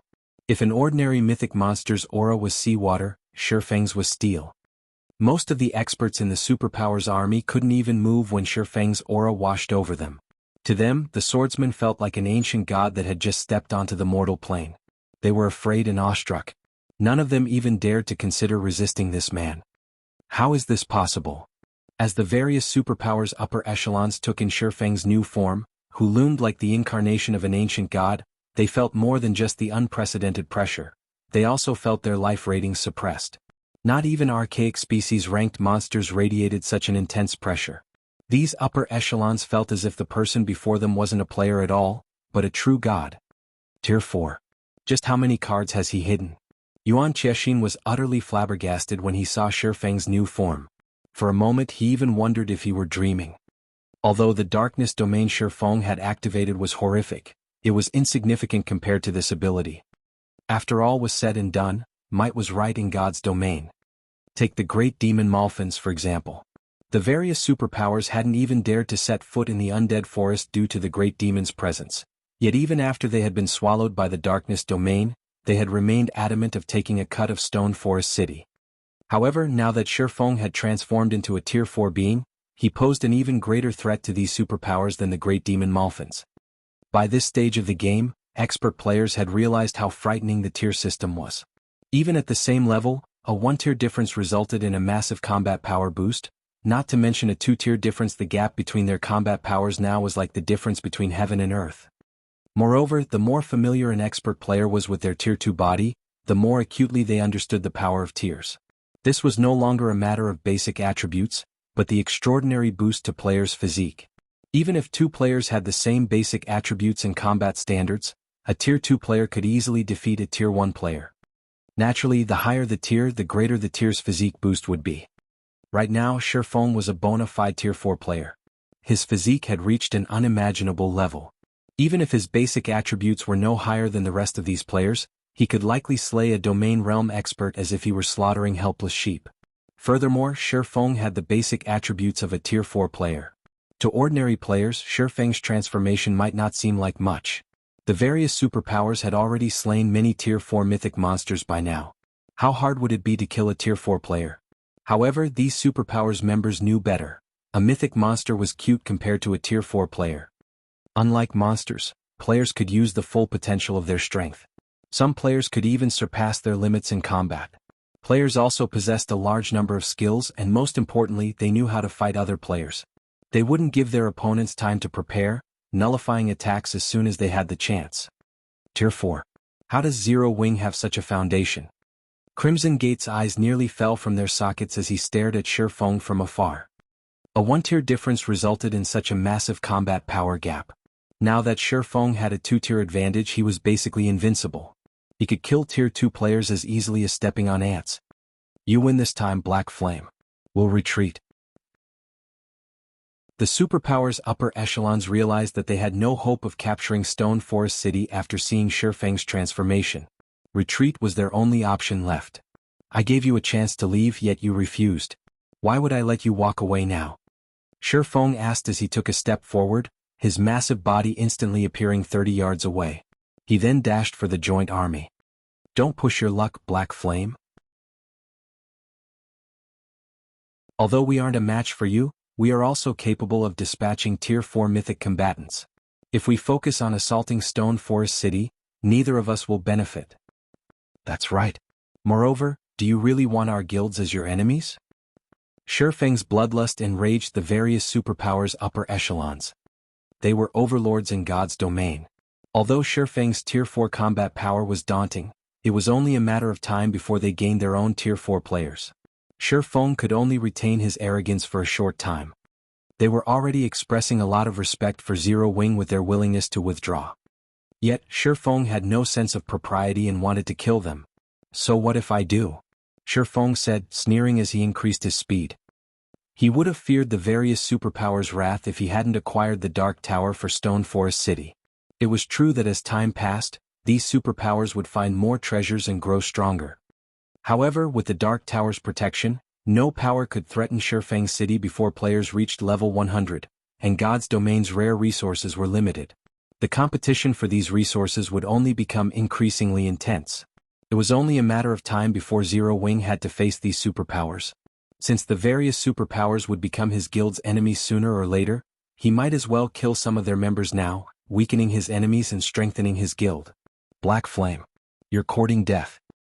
The superpowers' upper echelons immediately retrieved the fruits of their respective guilds' labor, revealing one mythic combatant after another. These Tier 4 mythic combatants were either summoned creatures or came in the form of tools like the combat puppets. In moments, 15 mythic combatants had joined the battlefield. A force of this magnitude would be enough to intimidate any superpower. One could easily capture a guild town with just 5 or 6 of these mythic combatants. Yet now, these superpowers had worked together to amass a force of 15 of them. Even destroying a superpower's nurtured basic city wouldn't pose much of a problem with such a force. Of the 15 mythic combatants, 6 moved to surround Shifeng, while the remaining 9 charged toward Stone Forest City. The Zero Wing and Secret Pavilion members in the city paled as they watched these beings run toward them. 3 mythic monsters had been enough to shake Stone Forest City's defensive magic array, but now 9 creatures with similar combat power were heading their way. Black Flame, you will pay for your foolishness. The various superpowers' upper echelons sneered as they controlled their mythic monsters to charge at Stone Forest City at full speed. Are you so sure about that? Shifeng asked, swinging his sword at the 9 mythic combatants before they could split up to attack independently. Shadow Blade. 9 shadowy blades collided with the mythic combatants, effortlessly slicing through them, before the beings flew through the air and slammed into the ground some distance away. How is this possible? The superpowers members gaped in shock. Those were mythic combatants they were talking about, and Shifeng had defeated 9 of them so easily. Despite how much they wanted the scene to be an illusion, they had no choice but to acknowledge the truth before them. After resolving the threat against Stone Forest City, Shifeng turned and swung his sword at the 6 remaining mythic combatants. Swords Transmigration. This time, 2 of the 6 mythic combatants which had been thrown, sustained severe injuries, and their combat powers plummeted. Although the exchange had been brief, everyone understood that the 15 mythic combatants were no match for Shifeng. They couldn't even get past the swordsman, much less destroy Stone Forest City.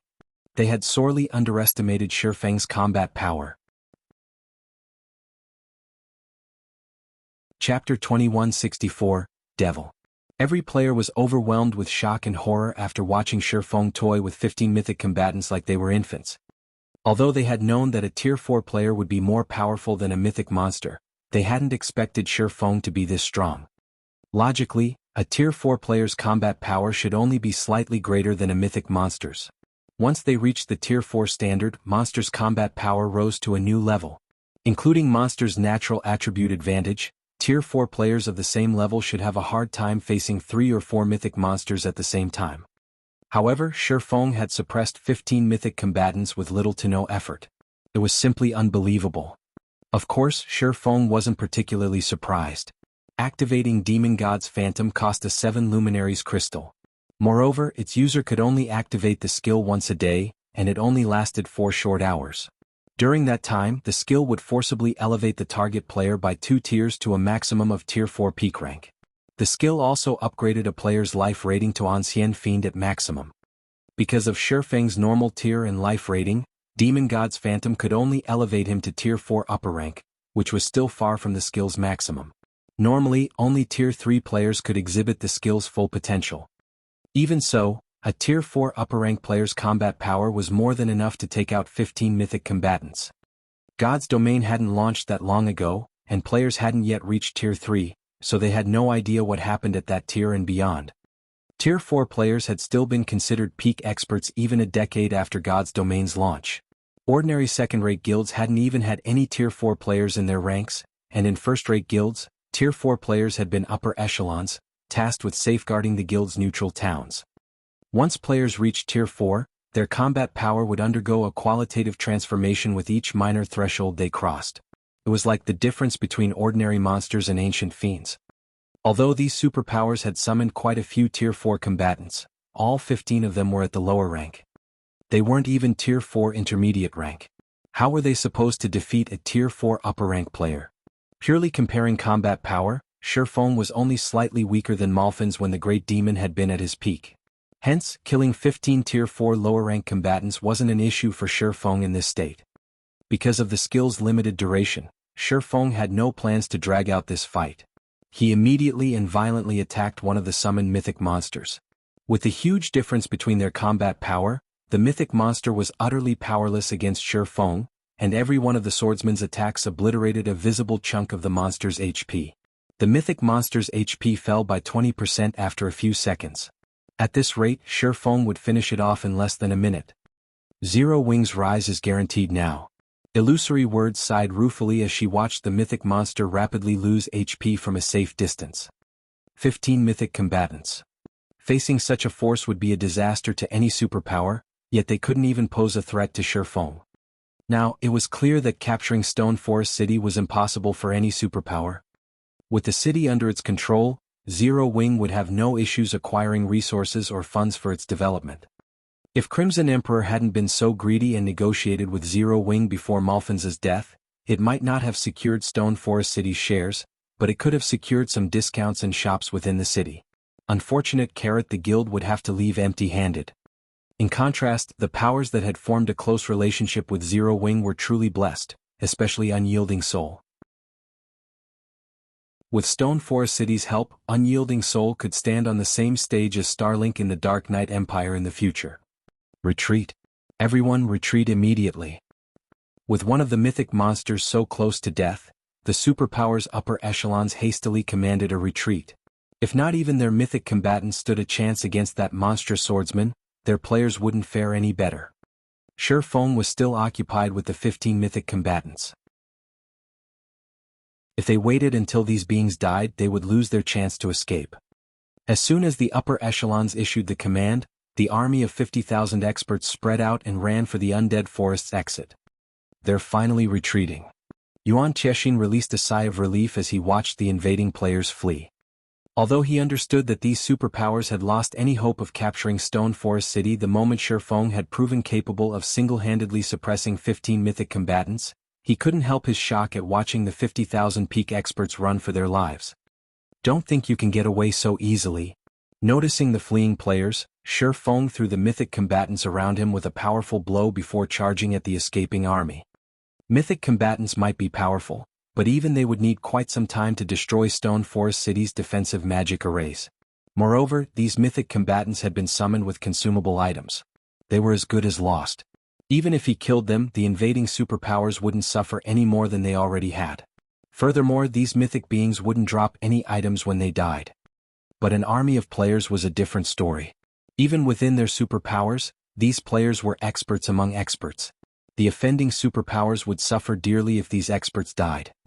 Since the various superpowers had banded together to attack Stone Forest City once already, there was no guarantee that they wouldn't do it again. Naturally, he needed to teach them a painful lesson to ensure they wouldn't cause trouble in the future. Black Flame. Do you really want to become our enemy? The Superpower's upper echelons panicked as they watched Shifeng dash toward them. They began to reveal one card after another, activating suppression and defensive magic arrays to slow Shifeng down. Some even used Tier 4 offensive magic scrolls against the incoming swordsman. "So what if I do?" Shifeng replied with a sneer, showing no intention of stopping. Whether it was magic arrays or Tier 4 offensive spells, all were useless against Shifeng. Current players simply couldn't hope to contend with a Tier 4 upper-rank existence. Shifeng brandished his swords, countering the magic arrays and incoming spells with a few hits. They then proceeded toward the fleeing mass of players, ruthlessly massacring everyone in his path. Even at their peak, these expert players were no match for Shifeng, but suppressed by the Dark Tower, they were utterly powerless. Lunatic. How is that a lunatic? He's practically the devil incarnate. He'll definitely regret this. The Superpower's experts were horrified as they watched Shifeng slaughter their allies. They couldn't believe that this player actually dared to attack so many Superpowers at the same time. Not even the secret pavilion would be so bold. On the other hand, Zero Wing's members in Stone Forest City felt their excitement and joy reach a tipping point. Reverence for their guild leader overwhelmed them, and their pride as members of Zero Wing reached new heights. All hail the guild leader. Our guild leader is invincible. One man suppressed 15 mythic combatants. One man made 50,000 experts flee for their lives. Who else in God's domain could possibly accomplish such a spectacular feat?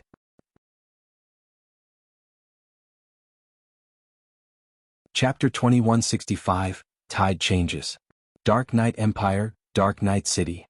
Vendors' cries filled the business district. Practically every item for sale was of exquisite quality. Many of the vendors sold level 60+ fine gold weapons and equipment, Tier 2 skill books and powerful master potions. Players who were visiting the city for the first time were mesmerized by all of the precious items for sale. Dark Knight City is amazing, Big Brother Ape. So many treasures are available for sale. A lot of vendors are even selling a wide variety of super rare Tier 2 skill books. We'll be lucky to find any of these books in Ghost Rock City. A level 55 female elementalist named Flashy Leaf expressed her surprise and joy as she gazed at the various stalls hawking the tomes for magical classes. In God's domain, magical classes were easier to control than melee classes. The spells they wielded affected a large portion of their combat power. In comparison, melee classes didn't depend as much on their skills. That is only natural. This is the Dark Knight Empire's imperial capital, and a large number of experts visit the city. Naturally, this city has more resources than our city. With enough coins and magic crystals, you can even buy level 65 dark gold weapons and equipment. There is simply no comparison between Dark Knight City and an ordinary NPC city. Sweeping Ape, a level 62 male guardian knight with a silver shield, replied, chuckling. You can even buy level 65 dark gold weapons here? Flashy Leaf muttered in shock. Although many players had already surpassed level 60, monsters' drop rates was significantly lower after level 50 due to God's domain settings. As a result, weapons and equipment above level 50 were extremely rare, especially secret silver rank and above. Now, such high-quality equipment was a status symbol for expert and wealthy players. Most ordinary players would be limited to bronze and mysterious iron equipment after level 50. Take Flashy Leaf for example. She had only secured a full set of level 55 secret silver equipment due to her low level, and it had still cost her a lot of money to collect the whole set. She couldn't even imagine using level 65 dark gold weapons and equipment. Of course. However, you'll need a strong relationship with a large guild to get access to those items, Sweeping Ape replied. Proudly, he continued, our Eagle Eye Adventurer team is a well-known adventurer team in Dark Knight City, and we have a connection to a few first and second-rate guilds. Now that you're a member of our adventurer team, Leaf, you can get your hands on one or two of these items if you save up enough coins and magic crystals. Moreover, you can tell any guild players you have trouble with in the fields that you're from Eagle Eye, and even first-rate guild players will step back out of respect. Suddenly, a commotion erupted on the street. Players moved aside, opening a spacious path as mounted players dashed through. Nobody dared to step in this group's path. They all acted as if they were watching a royal procession. These people dare to ride their mounts here? Flashy Leaf was astonished as she watched these players dash down the street atop their mounts. On the way here, Sweeping Ape had constantly reminded her that players were forbidden from using their mounts in Dark Knight City, and just as he had said, she hadn't seen a single mounted player within the city walls thus far. However, such a large group thundered through the business district on their mounts now. "They are an exception," Sweeping Ape said, fear lacing his words as he watched the mounted group continue down the street. "Why?"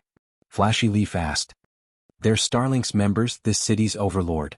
Not even super first-rate guilds like Crimson Emperor and Unyielding Soul are a match for Starlink," Sweeping Awe said in awe. "Although, even Starlink's members normally walk in the city. This is the first time I've seen so many people on their mounts. Starlink? Is the guild really that powerful?" Flashy Leaf couldn't help the sliver of jealousy as she stared at the fading backs of Starlink's members. Other players new to Dark Knight City felt the same as they watched Starlink's members pass. Some even played with the thought of joining the guild. Starlink is that powerful. The guild is king in Dark Knight City. Sweeping Ape confirmed. However, a masked, level 65 ranger flashed the Guardian Knight a disdainful look when he saw Sweeping Ape's glowing excitement. "King? Maybe it had been in the past," the level 65 ranger said, chuckling. "Those players are in such a hurry because Zero Wing has successfully defended Stone Forest City. Starlink's status in the ancient undead country has been threatened. I doubt it will be long before Stone Forest City replaces Starlink's fortress as the most popular spot in the neutral map." "Replace Starlink? How is that, posse?" Sweeping Ape instinctively tried to rebuke the masked ranger and mock the man for his ignorance, but when he saw the black tiger logo on the ranger's cape, he snapped his jaws shut. The Evil Tiger Adventurer Team. The Dark Knight Empire had countless adventurer teams, which rose and fell at a moment's notice. The Evil Tiger Adventurer Team, however, had survived in the Dark Knight Empire since God's Domain's launch. It was also the Empire's publicly acknowledged third-ranked adventurer team. Even first-rate guild leaders treated its members with respect. The Evil Tiger Adventurer Team was leagues above the Eagle Eye Adventurer Team. "You'll find out if it's possible or not soon enough, but I'd advise that you begin to prepare. Major changes are coming to the Dark Knight Empire," the masked ranger said as he glanced at Sweeping Ape and Flashy Leaf. He turned away from the two and continued on his way. "Big Brother Ape, is he telling the truth?" Flashy Leaf asked, noticing how Sweeping Ape watched the masked ranger with awe. "Evil Tiger is a peak adventurer team. There are rumors that quite a few super first-rate guilds have extended olive branches to the team. Many of Evil Tiger's members are also acquainted with players from super first-rate guilds, so its information network is far better than ours." "I suspect he was telling the truth," Sweeping Ape said as he watched the masked ranger's departing figure. "Zero Wing? What kind of guild is that, Big Brother Ape? If it's actually capable of making Starlink so afraid, could it be a super first-rate guild as well?" Flashy Leaf asked curiously. She was completely ignorant of the virtual gaming world. She had only joined this world out of curiosity since God's Domain had become so popular.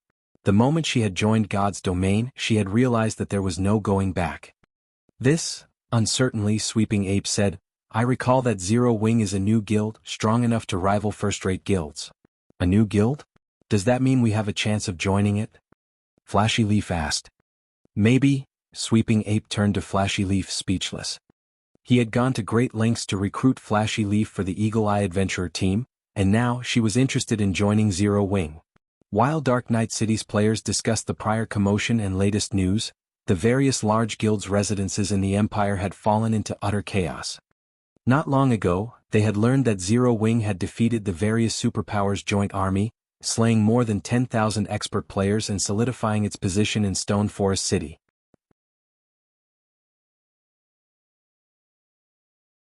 Chapter 2166, War's Conclusion. Starmoon Kingdom, Starmoon City. One team after another appeared in the teleportation hall, all comprised of level 65 or above experts. Even the weakest piece of equipment on these experts was level 60 secret silver rank. However, these players didn't linger in Starmoon City's teleportation hall, quickly moving to other platforms and teleporting to the kingdom's other cities. With careful observation, one would recognize these players as adventurer team members. Many were even from well-known adventurer teams. Other players in the teleportation hall were stupefied. They didn't understand why so many adventurer teams from other kingdoms and empires were visiting Starmoon Kingdom. While Starmoon City's players wondered about the odd flood of adventurer team players, a level 67 man sat in a top-floor VIP room in one of the teleportation hall's advanced restaurants. Quietly he took this all in, envy and sorrow in his gaze. If the city's players saw this man, they'd likely be taken aback. He was none other than Galaxy Past, the Star Alliance's guild leader. By this point, the Star Alliance had become Star Moon City's king.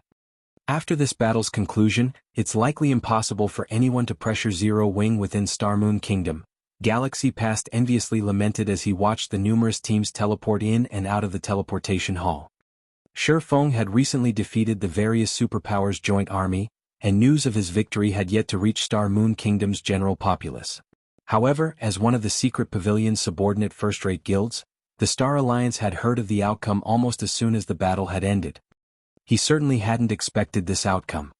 He truly hadn't thought that Zero Wing would be capable of standing against such a force. Zero Wing's Stone Forest City was akin to a diamond mine. The troublesome guild would never have to worry about needing funds again. With the city's income, Zero Wing could easily support its current level of development, which meant it had resolved its sole weakness within Star Moon Kingdom.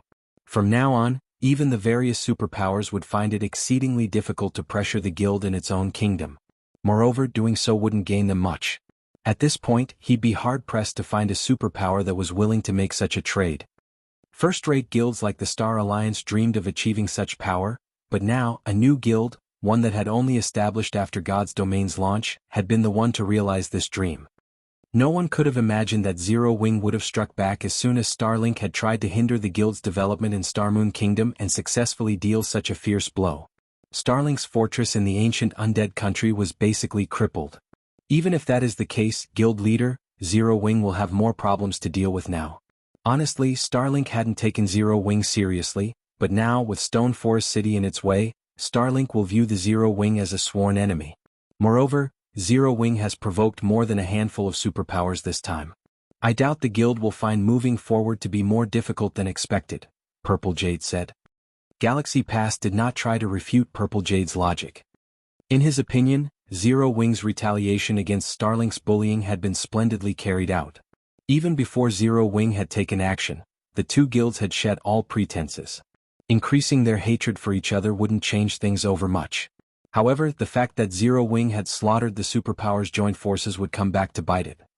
Those superpowers might be helpless against Stone Forest City and Zero Wing, but the undead forest was a small fraction of the bottomless abyss.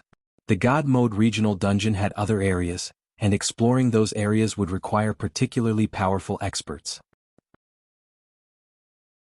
The various superpowers had both stronger and more experts than Zero Wing.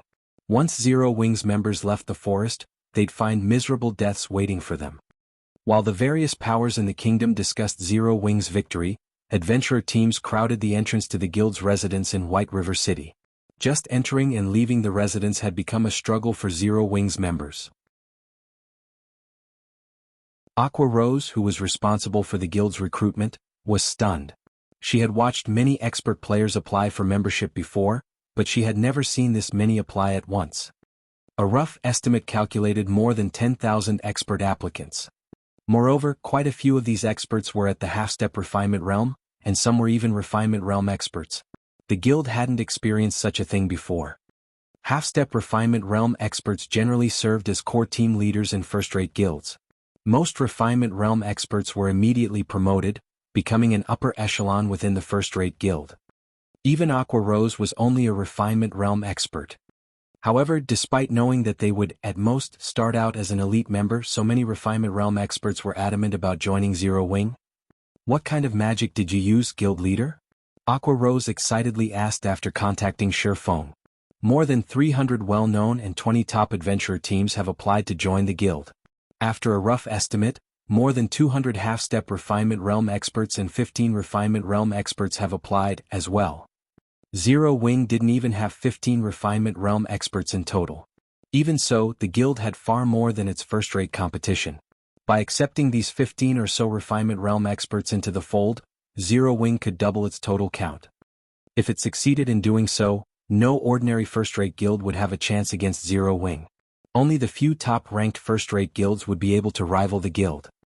Over 200 half-step and 15 refinement realm experts? It seems the battle's outcome has been quite effective, Shi Feng said, smiling. He wasn't particularly surprised by the situation. His latest battle held extraordinary significance. Although defeating the Superpower's joint forces wasn't the victory that lured all of these adventurer teams to Zero Wing, rather they were attracted by his success in holding Stone Forest City. As long as Stone Forest City stood, Zero Wing would have a steady supply of resources and coins. This also made Zero Wing a far tougher opponent for the various superpowers. Moreover, to become a superpower, one needed a foundation of money and resources. Now that Zero Wing had that foundation, it was almost guaranteed to become a superpower in the future, and the guild had already proven capable of fending off the various superpowers. After hearing the news of these victories, it was only natural that a large number of experts would rush to join the guild and ride Zero Wing's coattails. Some top adventurer teams have also requested an alliance, committing to fight our enemies in the bottomless abyss. With a little hesitation, Aqua Rose continued, however, they want adventurer residences in Stone Forest City in exchange. Top adventurer teams possessed a lot of experts, and some were even led by Refinement Realm experts. There were also some that even superpowers feared. Meanwhile, Zero Wing had provoked quite a few superpowers this time, and because of that, it was fated to encounter many trials and tribulations within the regional dungeon. If the guild had to face these superpowers alone, it would likely struggle to establish itself in the bottomless abyss's other locations. It might even be trapped in the undead forest, which was only a fraction of the dungeon and had very limited resources. If they want adventurer residences for free, they can forget it, Shifeng said, shaking his head. Of course, if they're willing to pay, it's a different story. Each adventurer residence will cost 50,000 gold or magic crystals of equal value. Adventurer residences were similar to guilds' temporary residences. The team's members would be able to teleport in and out of Stone Forest City freely, but adventurer residences were a special type of building that could only be constructed in guild cities. Moreover, the ruling power could only construct a limited number. A basic city could only support 10 adventurer residences at a time. 5,000 gold? The amount Shifeng demanded startled Aqua Rose. Are you sure? One could afford a relatively good plot of land in an imperial capital with so much gold. Charging so much for an adventurer residence in a guild city was absurd. No adventurer team would likely agree to that price. That's right, 50,000 gold. If they're not interested, we won't force the issue, Shifeng firmly declared. I understand. I'll notify them of our price. Knowing Shifeng had made up his mind, Aqua Rose could only nod and agree. She could only hope that more opportunities to secure outside help appeared in the future. After disconnecting the call, Shifeng made his way to Stone Forest City's City Lord's mansion to open the city's doors to the public.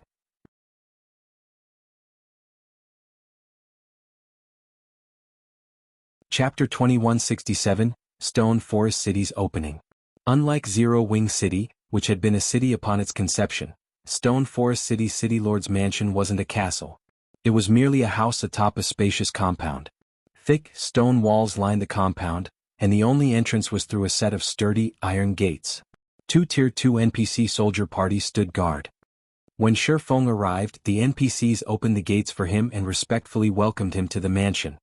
Sure enough, this City Lord's mansion is far more secure.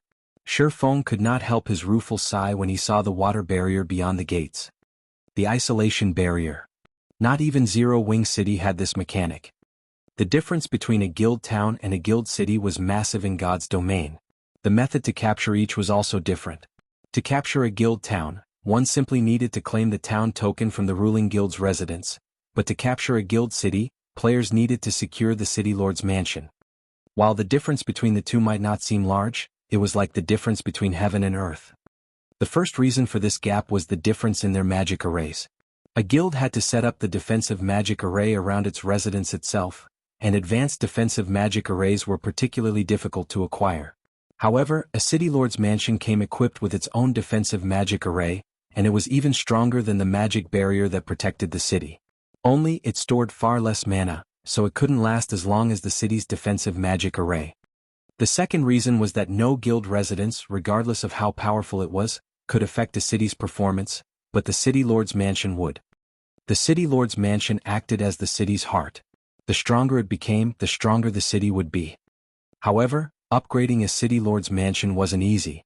Doing so required a lot of money and super rare resources. This was why guild cities' development in God's domain was generally quite slow. Guild towns, in comparison, only needed popularity, money, and players. Normally, guild cities that had grown from advanced towns were much stronger than directly built guild cities. Needless to say, a guild city promoted with a gold town promotion order would be even stronger. The isolation barrier before Shurfeng was the best proof of this. Shadow's guild cities in the past had only acquired an isolation barrier once they had become intermediate cities, yet Stone Forest City had gained one the moment it had become a basic city. Unlike defensive magic arrays, isolation barriers couldn't block incoming attacks, but they weren't any less important. An isolation barrier was capable of stopping unseen attacks and isolating the city lord's mansion from the outside world. If players entered the mansion without explicit permission, they wouldn't be able to contact others outside of the compound's walls. This ability had allowed guilds in the past to hold meetings within the city lord's mansion without having to worry about information reaching their enemies too quickly. Now that Stone Forest City Lord's mansion had an isolation barrier as well, Zero Wing could use this place to discuss confidential matters. The guild wouldn't need to take the numerous precautions it usually did when preparing for an important operation, and it could afford to consider even riskier plans. Shurfeng entered the city lord's mansion, greeted by a garden filled with plants and flourishing flowers. Birdsong and floral fragrance filled the air. The garden had an easy-to-capture vibe, a stark contrast to Zero Wing City's heavily fortified city lord's mansion. But Shurfeng remained unperturbed. After all was said and done, Stone Forest City had only recently become a city. It would still take a lot of time, money, and resources to develop this city lord's mansion to rival that of Zero Wing City. This was also why the various superpowers had tried to capture Stone Forest City so soon after its promotion. The city lord's mansion was still undeveloped and at its weakest. Once Zero Wing fully developed the mansion, not even Tier 5 players could infiltrate it. Although he had defeated the various superpowers and defended Stone Forest City this time, repelling future attacks wasn't guaranteed. He needed to upgrade the city as soon as possible. Initially, the secret pavilion had suggested they wait for 2 or 3 days before opening Stone Forest City to the public. By then, most of the city's defenses would be operational. However, the secret pavilion wasn't aware that Shurfeng couldn't afford to wait that long. Silverwing Town, Stone Forest City, and Zero Wing's development desperately needed coins and resources, but due to the ongoing war with Starlink, Zero Wing severely lacked both. Even though Shurfeng had acquired quite a few top-tier weapons and equipment pieces from the various superpowers, it was a pitiful amount compared to what the guild needed, and selling the items would simply be foolish. Hence, to ensure Zero Wing's future, he had to open Stone Forest City to the public as soon as possible. Shurfeng soon arrived at the 3-story house within the compound.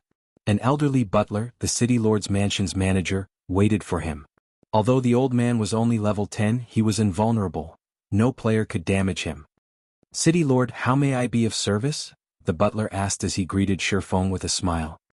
"I wish to remove the seal on Stone Forest City," Shurfeng answered. After its promotion, Stone Forest City had been sealed. Without the owner's permission, players would have to destroy the city's defensive magic array and walls to get into the city. If he wanted to attract visitors, he'd have to remove the seal. "I will see to it immediately, but once the seal has been lifted, how much would my lord like to charge as an entry fee?" the butler asked. With Stone Forest City's current scale, the lowest entry fee available to you is 40 copper coins. The lowest is 40 copper? Shurfeng could not help but chuckle. What about the highest? He had gone to great lengths to relocate Stone Forest Town to the bottomless abyss. He had even upgraded it into a city. Naturally, he couldn't charge the lowest entry fee.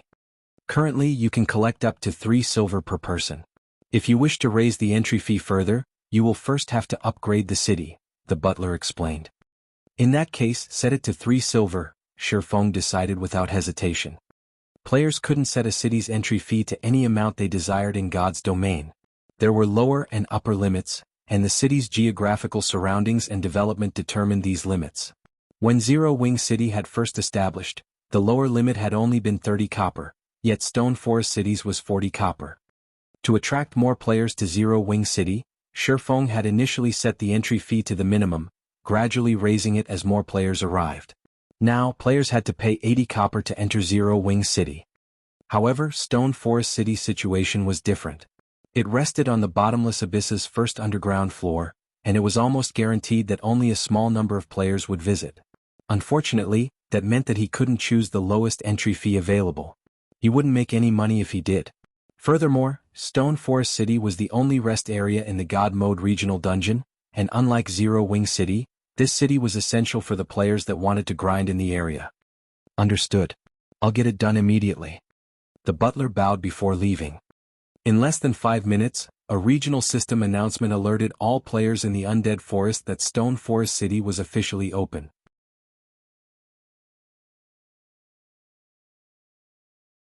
Chapter 2168, Not like a superpower but superior. Once the seal on Stone Forest City had lifted, Shifeng began to draft a construction plan for the city. Although Stone Forest Town had already contained a lot of buildings, it had grown several times after its promotion. As a result, Stone Forest City looked empty and could at most only accommodate 1 million players. This was the downside to a promoted city. A built city, on the other hand, didn't have this problem. Although Stone Forest Town had more than enough buildings to accommodate visiting players, its visitors wouldn't be limited to experts as mainstream players reached higher levels and improved their equipment. Eventually, even ordinary players would be able to grind in the bottomless abyss's first floor with ease. It was necessary to plan the city's constructions ahead of time to ensure that players had what they needed to live and rest in Stone Forest City. Not only would careful planning increase the value of the city's shops and private housing, but it was also of the utmost importance for the city's development.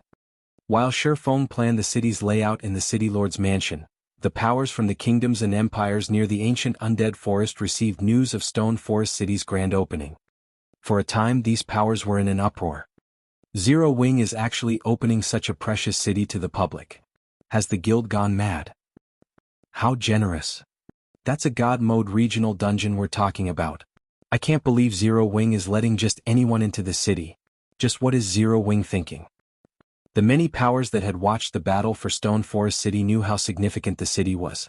Whoever owned Stone Forest City would have a massive advantage when exploring the bottomless abyss. However, Zero Wing so willingly gave up this advantage, granting the public access to such a valuable city. Even the various superpowers were stunned by Zero Wing's decision. They had known that the guild would open Stone Forest City to the public sooner or later. Reaching the bottomless abyss's first floor wasn't particularly difficult, and even experts from first-rate guilds and peak adventurer teams would be strong enough to grind in the area after another 10 days or so. Once they were, Stone Forest City wouldn't be nearly as much of an advantage. Even if Zero Wing wanted to avoid doing so, it would have to open the city to the public to earn a little money. The city's potential income would be far more important to the guild than limiting access to its members and allies. However, the various superpowers hadn't dreamed that Zero Wing would open Stone Forest City's gates so soon. Essentially, doing so now was throwing away any advantage the city could provide. A God Mode regional dungeon? This is a perfect opportunity to strengthen our adventurer team. Zero Wing is truly amazing. It's giving up such a massive advantage. Not even superpowers would dare to make such a sacrifice. Since no one's explored the bottomless abyss yet, we can advance our guild's development if we can claim some of its treasures for ourselves. The various kingdoms and empires' powers sprung into action the moment they heard of Stone Forest City's opening. They all dispatched expert teams to the city. The various superpowers occupied most of God's domain's high-resource maps, and that should have been the case for the bottomless abyss as well. Superpowers had far better weapons and equipment for their members than ordinary powers, and by the time the ordinary powers were able to explore the regional dungeon, the various superpowers would have likely combed through the dungeon. Now that Stone Forest City was open to the public, however, ordinary powers could share the starting line with the various superpowers in the competition for the bottomless abyss's resources. Although the superpowers still had a massive advantage in terms of combat power and equipment standards, it was the fairest condition that ordinary players could hope for. If these ordinary powers got lucky in the bottomless abyss, they might be able to elevate their development to a new level. The regional dungeon was the current frontline in God's domain, and needless to say, the loot within would be among the best available at this stage of the game. Because of this news, Zero Wing's residence in White River City had become more crowded than ever before. Players joined the growing crowd outside of the residence's entrance almost as fast as the seconds ticked by. They filled the several streets around the residence, stupefying players who visited the city for the first time. Meanwhile, Unyielding Heart and Mu Lingsha, who had finally made it into the residence, couldn't stifle their rueful sighs as they observed the current atmosphere within. Although powers seeking refuge or alliances visited the various superpowers' residences as well, their traffic was nothing compared to the number of representatives currently in Zero Wing's residence. They had already counted more than 100 representatives thus far, including upper echelons from first and second-rate guilds. First and second-rate guilds might be insignificant to the various superpowers, but that was only true when 2 or 3 of these guilds gathered. If dozens of first and second-rate guilds banded together, not even a super guild could afford to underestimate them. Unyielding Heart and Mu Lingsha even felt as if their positions had been reversed. It felt as if Zero Wing were the superpower here, and Unyielding Soul was simply an ordinary power seeking refuge. Almost every first and second-rate guild upper echelon in the residence felt the same. They had all assumed that they stood on equal footing with Zero Wing and that the guild wasn't yet a superpower, even if it were stronger than a first-rate guild. But looking at it now, they realized how naive the thought was. Although Zero Wing might not have the strength of a superpower, it possessed a foundation that no superpower could match. Despite its lower status, it was, in fact, more powerful. Bottomless Abyss, Stone Forest City. After working in the City Lord's mansion for nearly 2 hours, Shifeng received a call from Aqua Rose and Gentle Snow. Guild Leader, over 100 powers have visited our residence in the Black Dragon Empire to discuss potential cooperation. 5 of them are first-rate guilds and 17 are second-rate guilds. Should we agree to their offers? Gentle Snow asked.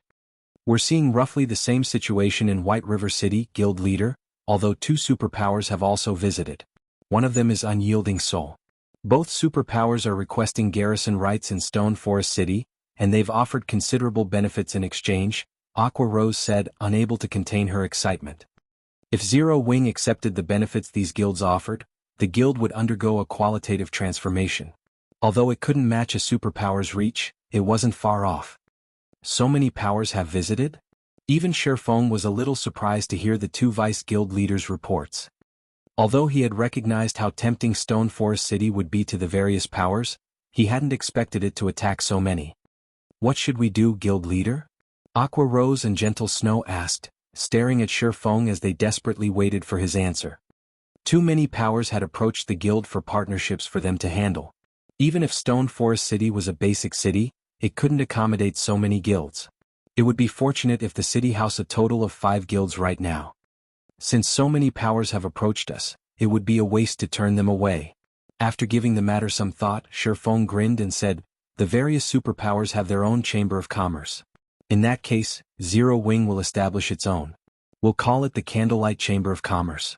If these powers want a partnership, they'll have to join our chamber first. Then we'll cooperate as members of a chamber of commerce typically do. Zero Wing had certainly benefited from its membership with the secret chamber of commerce, but after getting kicked out once already, Shifeng knew that Zero Wing needed a chamber of its own. Zero Wing hadn't been able to fulfill the conditions of creating a chamber of commerce previously, but now that the ability to do so presented itself, he couldn't miss this opportunity. What if they demand to garrison in the city? Aqua Rose had already spoken with quite a few major powers representatives, so she knew that they aimed to secure a residence in the city for their guilds. Unfortunately, simply joining the Candlelight Chamber of Commerce wouldn't fulfill that wish, in which case, these powers might refuse to join. We'll follow the secret Chamber of Commerce's example then. They will only gain the right to garrison in Stone Forest City if they join the Candlelight Chamber of Commerce as advanced members. Normal members, on the other hand, will enjoy a 20% discount on the city's entry fees, Shifeng said, chuckling. The more they contribute, the more they will gain. I'm sure they won't have any complaints. Aqua Rose and Gentle Snow's eyes glowed with elation and realization upon hearing Shifeng's decision. This was undoubtedly a solid solution. If this plan succeeded, Zero Wing sales channels would reach unprecedented heights. Not even ordinary superpowers would be a match for it. Even without Stone Forest City's profits, the guild would be able to develop smoothly by relying on the income from the Candlelight Chamber of Commerce.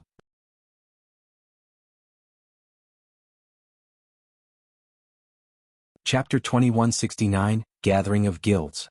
Shifeng's decision inspired Aqua Rose and Gentle Snow, sparking countless ideas as restless excitement filled their hearts. Guild Leader, Although I think it's a good idea to take advantage of a competition between these guilds for the garrison slots, I'm afraid that some of the smaller guilds will give up altogether knowing that they won't have any chance of winning. Most of the guilds that have approached us with partnership proposals are small guilds, and although they aren't powerful individually, their combined strength is even greater than that of the larger guilds who are interested in an alliance, Aqua Rose said, quickly pointing out the problem with Shifeng's suggestion. She was far more astute than Shifeng when it came to management and business. That's right. These smaller guilds don't share the same thought process as their larger counterparts. They aren't considering their future development, prioritizing immediate benefits over all else, Gentle Snow said as she nodded in agreement. We might find it challenging to lure them into the chamber if we only offer a 20% discount. The small guilds don't have many experts to begin with, and they can only afford to send a small number of players to explore the bottomless abyss. The benefits of joining the Candlelight Chamber of Commerce aren't greater than the cost. They will definitely reject our offer. Aqua Rose and Gentle Snow's reasoning was sound. Although Shifeng had only suggested the idea a moment ago, both women had already found flaws in his plan. His other subordinates, such as Blackie and Liang Jing, simply couldn't compete with these two. You're both correct. A discount on the city's entry fee won't likely be enough to convince these small guilds, but this city isn't like others. This is Stone Forest City. Even if they wanted to, they'd find the offer difficult to refuse, Shifeng said, smiling confidently. Listening to his vice guild leader's suggestions, Shifeng recognized how both had developed their respective guilds into pseudo-super first-rate guilds in the past.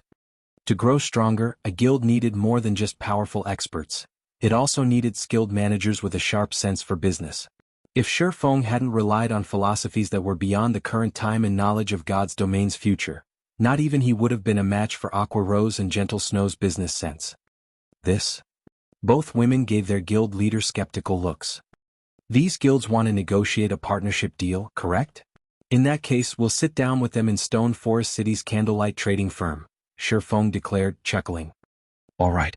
We'll lead them there now then. Although these women were confused over Shifeng's decision, they were familiar with his typical antics. Since he had come up with the idea, he must have considered certain factors. Moreover, Stone Forest City was key to Zero Wing's development. As the guild's upper echelons, they had to visit the city and gain a proper understanding of what it had to offer.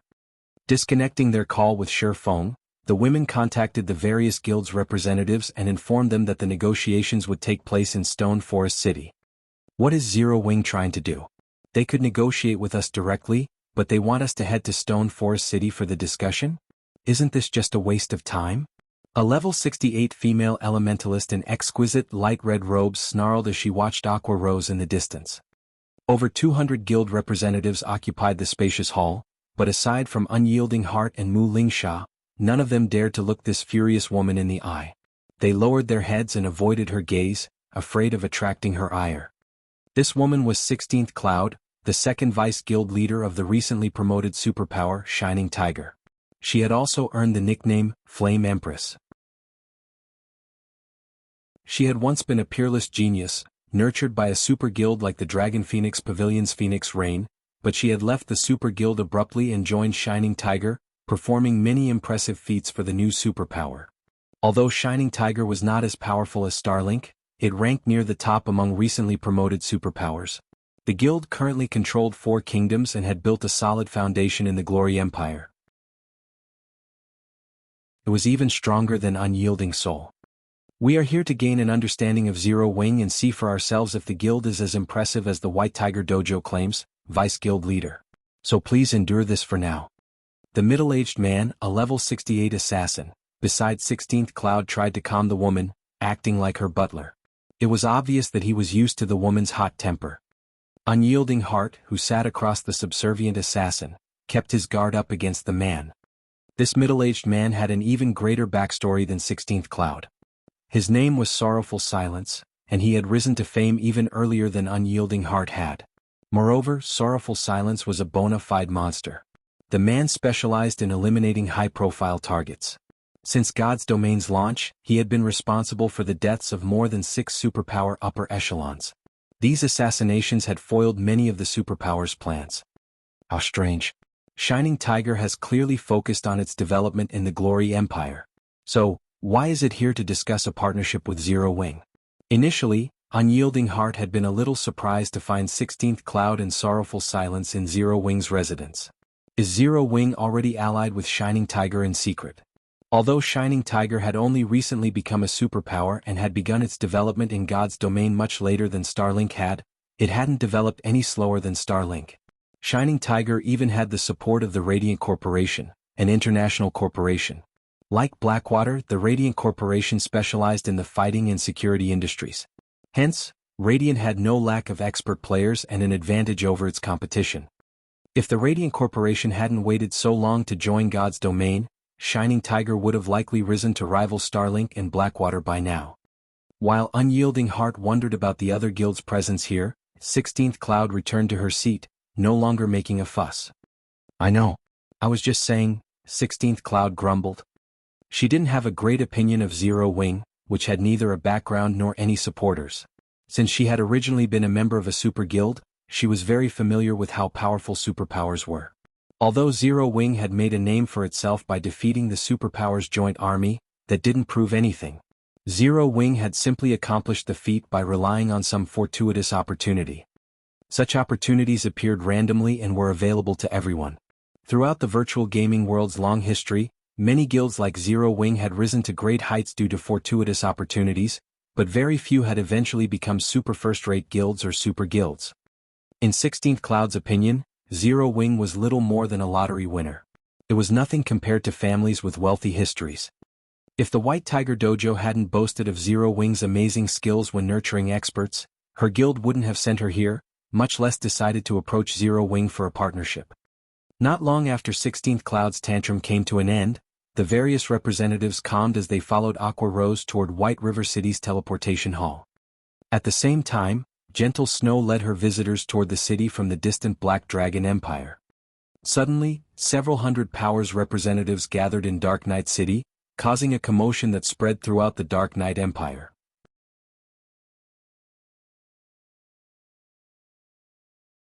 Chapter 2170 Off the charts. Amazing. Why have so many guilds gathered in Dark Knight City? They must be here for the same reason as those adventurer teams that showed up earlier, to discuss an alliance with Zero Wing. Zero Wing sure is impressive.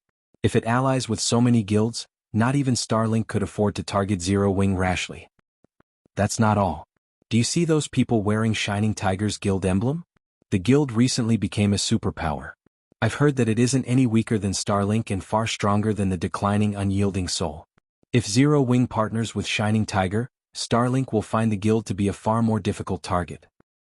If that happens and Zero Wing really intends to develop in the Dark Knight Empire, we're going to see a massive war erupt. Players from the Empire's various powers chatted amongst themselves when they noticed 16th Cloud and the other guild representatives in Dark Knight City's teleportation hall. Many of them could already imagine the battle between the Dark Knight Empire's countless guilds. Players like them wanted nothing more than that outcome. Heroes only emerged when there was trouble. No player or power dared to act up in the Empire while Starlink was in control, and most conflicts were limited to small skirmishes. Starlink would jump to quash any larger fights, and because of this, expert players struggled to make a name for themselves within the Dark Knight Empire. Of course, everyone paid more attention to Shining Tiger's presence than the potential turbulence. If Shining Tiger and Zero Wing agreed to an alliance, Zero Wing would have the capital to develop in the Dark Knight Empire. Partnering with Dark Knight City's other guilds wouldn't help the guild much in this matter, and no one even bothered to take into account the secret pavilion or Unyielding Soul. Unyielding Soul had constantly fought Starlink in the Empire, so whether or not it allied with Zero Wing, its situation wouldn't change. Furthermore, Unyielding Soul had already begun to decline. As a famous, transcendental power, the secret pavilion wouldn't involve itself in the struggle between God's domain's various powers. It focused solely on its business and finances. The potential profits that were at stake were the only reason that the secret pavilion had sided with Zero Wing in the battle for Stone Forest City. However, Shining Tiger was a different story. Shining Tiger was a foreign superpower to the Dark Knight Empire, and if it were dragged into the Empire's struggles, the resulting power shift would be significant. So, this is Starlink's main headquarters? These players' average standards are quite high. They're almost a match for those in the Glory Empire. I see now how Starlink has developed so quickly, 16th Cloud commented as she briefly evaluated the players in the teleportation hall. If Zero Wing intends to battle Starlink to the bitter end, we'll have to re-evaluate our interest in an alliance. Overall, the Glory Empire was stronger than the Dark Knight Empire, and although the former didn't have a God Mode regional dungeon nearby, it had quite a few Azura Mode regional dungeons. These dungeons were more than enough for Shining Tiger's needs. The guild wasn't hard-pressed to secure the Bottomless Abyss's resources. If the guild elders hadn't expressed their slight interest in the Bottomless Abyss and White Tiger Dojo hadn't made such a strong recommendation, Shining Tiger wouldn't have been interested in Zero Wing in the least. Indeed, these players are certainly high quality. Obtaining fresh blood should be quite easy for Starlink. Including its possession of that item, its development speed should be astounding, Sorrowful Silence said as he nodded in agreement. However, since we are here, we should pay Stone Forest City a visit. Superpowers typically avoided provoking each other. Even if they had to do so, they weighed the potential benefits and costs before acting. Naturally, Shining Tiger wouldn't agree to challenge Starlink just for a particular grinding spot that it didn't even need. Of course, we will need a proper explanation for the guild elders after all. 16th Cloud nodded. As Dark Knight City's players watched, 16th Cloud and the other guild representatives teleported to an NPC town nearest to the ancient undead country. Following Aqua Rose, the group crossed one neutral map after another. As their escort, Zero Wing's main force dealt with any monsters in their way. The main force members' performance surprised the various representatives. Once they had entered the ancient undead country, Zero Wing's main force had eliminated the level 60+ Great Lords they had encountered as easily as if they were chopping vegetables. Aqua Rose and Gentle Snow's performances were particularly eye-catching. Each of the women single-handedly took on several level 65 Great Lords at once, maintaining their upper hand in the battles. Only level 65 Grand Lords had proven strong enough to make Gentle Snow struggle. The various guild representatives were utterly astonished by these players' basic attributes. Aren't Gentle Snow's basic attributes a little too high? Not even our guild's chief berserker is quite as strong, 16th Cloud commented as she watched the woman in question tank a level 65 Grand Lord by herself. Although berserkers were famed for their strength, this was the first time 16th Cloud had seen a berserker that could solo tank a Grand Lord. Her basic attributes aren't her only powerful quality. I doubt I'd even be a match for her in a frontal confrontation. Sorrowful Silence said solemnly. Is she that strong? 16th Cloud gave her companion a skeptical look. Others might not know how powerful Sorrowful Silence was, but she was very familiar with the middle-aged man's strength. Even though Sorrowful Silence was an assassin, he had a peak legacy, the Blood Warrior hidden class. His strength was no lower than normal berserkers of the same level, and his agility was far above what normal assassins possessed. He certainly wasn't a weakling in PvP. Sorrowful Silence was even more of a threat on a lawless battlefield. Unlike in official competitions, domain realm experts could display their full potential on a battlefield without rules. 16th Cloud had watched Zero Wing's performance in White River City's auction arena, and while she could admit that Gentle Snow was strong, that had been an official competition. In a field battle it would be a different story. I wish I were wrong, but she is truly that powerful, Sorrowful Silence answered with a bitter smile. He was very confident in his estimation of others' combat power.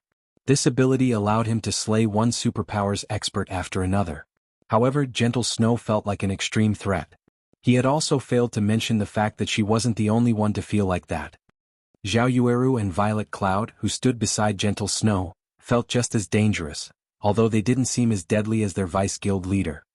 While the various guild representatives gained a better understanding of Zero Wing's main force, the group arrived in Stone Forest City.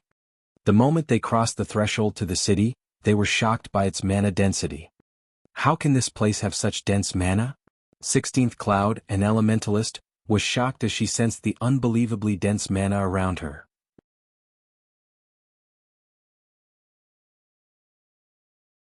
Chapter 2171, Sorrowful Silence's Shock. Stone Forest City's mana density didn't only stun the various guild representatives, but Aqua Rose, Gentle Snow, and Zero Wing's main force members were shocked as well. They were no strangers to high mana density environments. In fact, they were accustomed to them. However, the mana in Stone Forest City was even denser than in the Holy City of Titan, and it didn't feel like the usual mana they encountered. This mana had a violent energy, although it didn't make them feel agitated. On the contrary, they felt warm and close to their environment. This closeness gave them a newfound perception of their surroundings. This was a sensation they had never experienced before. It was as if they had just arrived at an entirely new world. Logically, mana shouldn't be able to cause such a sensation, even if it was particularly dense. They had all seen and experienced mana so dense that it appeared as a fog, but it had never made them feel like this. In truth, the sensation Aqua Rose and her party experienced wasn't related to the city's mana in the least. Rather, it was a hidden effect of the Dark Tower. While this sensation felt foreign to Aqua Rose and Zero Wings members, it wasn't all that odd to 16th Cloud and Sorrowful Silence. These two were particularly familiar with the strange feeling which horrified them. This close sensation everyone felt was quite similar to the sensation one experienced when they reached the Void Realm. Although what they felt now wasn't as intense as actually reaching the Void Realm, there was roughly a 10% resemblance. Even among the various superpowers, Void Realm experts were treated as upper echelons level individuals. They were a guild's mainstays. And within Stone Forest City, players could actually experience the sensation of being a Void Realm expert. Although the city's atmosphere could only replicate a small fraction of the sensation, it would be a massive help to expert players, particularly Refinement Realm experts. If Refinement Realm experts could examine and experience the sensation, they'd have as much as a 30% chance of reaching the Void Realm in the future. Most of the various large guilds experts would scoff at this 30% chance, but the Superpower's Refinement Realm experts would willingly bankrupt themselves for such a boost. It's no wonder why so many superpowers fought to claim Stone Forest City. I had never dreamed that this city would offer such a benefit. Realization dawned on 16th Cloud as she bathed in the city's mana. Once an expert reached the Refinement Realm, they were almost guaranteed to reach the Flowing Water Realm. Players only needed to be able to observe their enemies' every action and predict their next move to enter the Flowing Water Realm, and normally, players would fulfill these requirements once they had accumulated enough combat experience. To put it simply, one merely needed to work hard to reach the Flowing Water Realm. However, climbing from the Flowing Water Realm into the Void Realm was a different story. This was a qualitative leap. Reaching the Void Realm was akin to switching one's focus from one target to several hundred. The achievement was beyond simply observing one's opponent. Players needed to view situations from a different perspective entirely. Although the various superpowers had plenty of Refinement Realm and Flowing Water Realm experts, very few among these experts were capable of reaching the Void Realm, even within super guilds. The chances of rising from the Flowing Water Realm to the Void Realm was less than 10%. However, if the various superpowers had Stone Forest City's environment, they could certainly nurture a few more peak experts. A single peak expert could command and safeguard an entire section of their guild's territory. With a few more peak experts, superpowers would have an easier time managing their members and territories. Moreover, these peak experts played an important role when acquiring powerful treasure. Monster-level experts were incredibly rare after all, and most superpowers didn't even have a handful of such experts under their command. In comparison, God's domain had a plethora of precious treasures and dangerous locations to explore. Vice Guild Leader, we must do whatever we can to secure a temporary residence in Stone Forest City. Sorrowful Silence resolutely declared. I know, relax. 16th Cloud nodded, a vibrant light replacing the dull look in her eyes. Now, she couldn't bring herself to look down on Stone Forest City in the slightest. Shining Tiger wasn't like the various super first-rate guilds and super guilds. Since it had only recently established itself, it had poached many of its experts from other guilds. However, poaching peak experts was incredibly difficult since they were integral members of their superpowers. As a result, Shining Tiger had a lot of Refinement and Flowing Water Realm experts, but it severely lacked Void Realm experts. If the guild wanted more Void Realm experts, it would have to nurture them on its own. Unfortunately, doing so was a major challenge. Despite investing tons of resources, Shining Tiger had only nurtured 2 peak experts thus far. Who knew how long it would take for the guild to nurture more? However, if Shining Tiger could use Stone Forest City's environment, it could ease the burden of nurturing peak experts. The guild could then expand its territory. Even Unyielding Heart's eyes burned with passion. He was overwhelmed with a desire to obtain a temporary residence in Stone Forest City. Unyielding Soul and Starlink had roughly the same number of Refinement and Flowing Water Realm experts. Unyielding Soul simply didn't have as many peak and monster level experts as its rival. If Unyielding Soul could resolve that problem, it might become strong enough to continue its competition with Starlink. Furthermore, Stone Forest City was located within the bottomless abyss. With the resources Unyielding Soul could obtain from the regional dungeon, the guild could certainly continue duking it out with Starlink. Before anyone had realized it, the crowd had arrived before the city's Candlelight trading firm. Although Stone Forest City's Candlelight trading firm was no match for the shop in Zero Wing City, it was still a 10-story building that was as large as a sports arena. It could easily accommodate tens of thousands of customers at a time, easily outmatching White River City's Candlelight trading firm. Unfortunately, this shop had yet to open its doors to the public, still in the midst of its renovation. When Stone Forest Town had been upgraded to a basic city, the shop had been promoted as well, and it was in dire need of a reorganization. As the guild representatives entered the shop, they were stunned by the items that were already on display in the first floor hall. Level 60 to level 80, 8-piece dark gold set equipment. How is this possible? Sorrowful Silence cried out when he saw the equipment on display in one of the glass counters. All of the various guild representatives were dumbfounded, their mouths hanging open as they stared at the set equipment in shocked silence. Aside from epic equipment, the best available in the game right now was level 65 dark gold rank, but due to such equipment's rarity, one could count the number of experts in full sets of level 65 dark gold equipment using the fingers on one hand, including those in the various superpowers' main forces. Fully geared in level 65 dark gold equipment, players would have no problems diving into level 70,100 man-team dungeons. And yet, a complete level 60 to 80 dark gold set equipment glittered before them. Moreover, it was an 8-piece set. Why wouldn't they be shocked? 8-piece dark gold set equipment was only inferior to epic equipment of the same level. However, that wasn't even the most important aspect. What truly shocked these guild representatives was the set equipment's level. If players could wear this dark gold set equipment by the time they reached level 70, they would breeze through level 70,100 man-team dungeons. Moreover, this set equipment was plate armor and wasn't restricted to a specific class. Even an MT could equip this set. If their guilds could get their hands on this set equipment, they'd have a massive advantage over their competition when raiding level-appropriate team dungeons.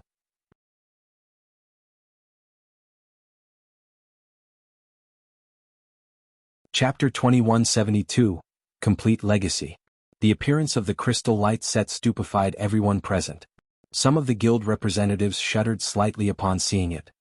While the various powers were still vying for level 65 dark gold set equipment, Zero Wing had already obtained an entire set of level 60 to level 80, 8-piece dark gold set equipment. With such a frightening advantage, everyone could imagine how much of a lead Zero Wing would have when it came to raiding team dungeons. In fact, before level 80, Zero Wing would be able to steadily secure its position as the overlord of the bottomless abyss. Moreover, this still wasn't the most horrifying part. It might be fine if Zero Wing only had one crystal light set, but there were currently 3 crystal light sets in all on display inside the first floor hall. This meant that Zero Wing could obtain more crystal light sets. The impact of one person equipped in dark gold set equipment and that of an entire team equipped with it were as different as heaven and earth. No matter how powerful an individual player was, there was a limit to how much they could contribute inside a team dungeon. However, if every player in the team was equipped with such equipment, the team's overall performance would skyrocket. After all, the main impediment most powers faced in raiding a team dungeon was their inadequate equipment standards. This was especially true for the various superpowers. So long as the superpowers teams met the required equipment standards, raiding team dungeons would be a piece of cake for them. It's no wonder Zero Wing dares to provoke Starlink. It seems Zero Wing isn't all bark after all. 16th Cloud's eyes glowed brightly as she looked at the crystal light sets on display.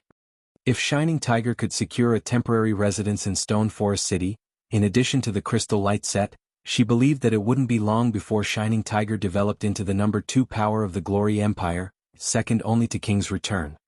After everyone was done admiring the crystal light sets, Aqua Rose and Gentle Snow led the crowd to the shop's top-floor reception room, where Shifeng had been waiting for quite some time now. Currently, Shifeng wore a suit of pitch-black armor paired with a dark gray cape. When the various guild representatives saw Shifeng's figure through the open doors, they found that he gave off a very plain and approachable feeling, without even the slightest tinge of strength. He also did not act haughty the way overlords of kingdoms generally did. However, the instant everyone set foot inside the room, They immediately realized that they were mistaken in their assumptions of Shifeng, terribly mistaken. Sorrowful Silence even gasped involuntarily when he stepped into the room. Monster. This word simultaneously appeared in everyone's mind. The various guild representatives reacted this way because the moment they stepped into the room, a horrifying pressure had assaulted their bodies. Moreover, this pressure didn't originate just from a difference in basic attributes but also a massive difference in life ratings. At this moment, everyone's gut instincts were blaring their imminent death. It was as if the person sitting before them wasn't a player at all, but a living demon king instead. Didn't they say that Black Flame is only a domain realm expert? How is he so powerful? 16th Cloud's complexion turned indescribably grim as she looked at Shifeng, who currently sat in the room's seat of honor. She had been nurtured by a super guild, so she had seen many monster-level experts before. Although her current self had yet to reach the domain realm, she was very confident of putting up a fight against an actual domain realm expert. However, when she stood before Shifeng, she actually felt helpless. When she imagined getting attacked by an expert like Shifeng out in the fields, her scalp immediately turned numb.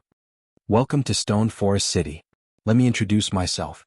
I am Zero Wings Guild leader Black Flame, Shifeng said. When he saw the various guild representatives' darkened expressions, particularly 16th Cloud's and Sorrowful Silence's grim expressions, he felt very satisfied with himself. In reality, he wasn't as powerful as everyone thought. The reason why everyone was having such a misconception about him was simply the side effects caused by Demon God's Phantom. After Demon God's Phantom's duration ended, he would continue exuding divine might for the next 12 hours. When monsters were subjected to this divine might, they would instinctively run away from him. In return, however, his body would be suppressed to a mortal state, his combat power reduced drastically. Of course, unless players fought him, they would not be able to tell that he was actually incredibly weak right now. They would only be frightened by the divine might he exuded. Meanwhile, after Shifeng introduced himself, everyone present, particularly Shining Tiger's 16th Cloud and Sorrowful Silence, no longer dared look down on Zero Wing even in the slightest. The current Zero Wing might lack peak experts and capital, but its growth potential was extremely frightening. Not to mention there was even an expert like Shifeng protecting it. If Shifeng devoted himself to ambushing the upper echelons of superpowers, the superpowers would most likely be helpless to stop him. To the various superpowers, even losing hundreds of refinement realm experts would be considered a recoverable loss. However, if their peak experts and monster-level experts were killed, they would suffer irreparable damage. After all, the various superpowers relied on these experts to secure treasures. The loss of even one of these experts could cause a superpower heartache. This was also the reason why superpowers feared monster-level experts so much. Monster-level experts might have difficulty defeating other monster-level experts, but they would have no problems defeating peak experts on their own. Now, however, Shifeng was an even more frightening existence. This was because even monster-level experts were potential prey to Shifeng. Previously, Shining Tiger had collected plenty of information on Shifeng. The guild concluded that although he was very strong, his chances of success when hunting ordinary monster-level experts were just slightly higher than other monster-level experts. After personally meeting Shifeng, however, both 16th Cloud and Sorrowful Silence understood that the swordsman was much more frightening than the reports made him out to be. Just Shifeng's presence alone forced 16th Cloud and Sorrowful Silence to treat Zero Wing seriously. Hello, Guild Leader Black Flame. I am 16th Cloud, Shining Tiger's second Vice Guild Leader. 16th Cloud took the initiative to stand out and introduce herself. I am here representing Shining Tiger to negotiate a partnership with Zero Wing. Our demands are not very high. We just want one temporary residence in Stone Forest City. As for coins and resources, we are willing to pay so long as the price is reasonable. We can even provide Zero Wing with a complete refinement realm legacy. The various first-rate guild representatives present could not help but gasp at 16th Cloud's words. Even Unyielding Heart, who had taken a seat in a corner of the room, twitched slightly, never having thought that Shining Tiger would be willing to pay such a price. Current small guilds were most likely ignorant of what a refinement realm legacy was. They might even misconstrue it for a legacy for a hidden class. However, it was something true large guilds, particularly first-rate guilds, dreamed of obtaining.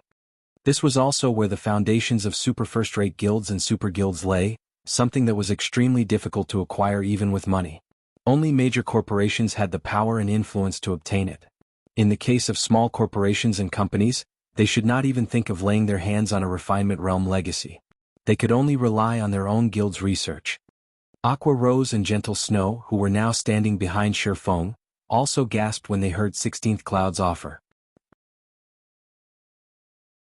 Previously, the fact that Unyielding Soul had volunteered to share a portion of its realms of refinement training resources with Zero Wing was already plenty amazing.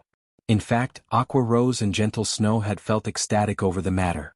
Now, however, Shining Tiger was even more amazing.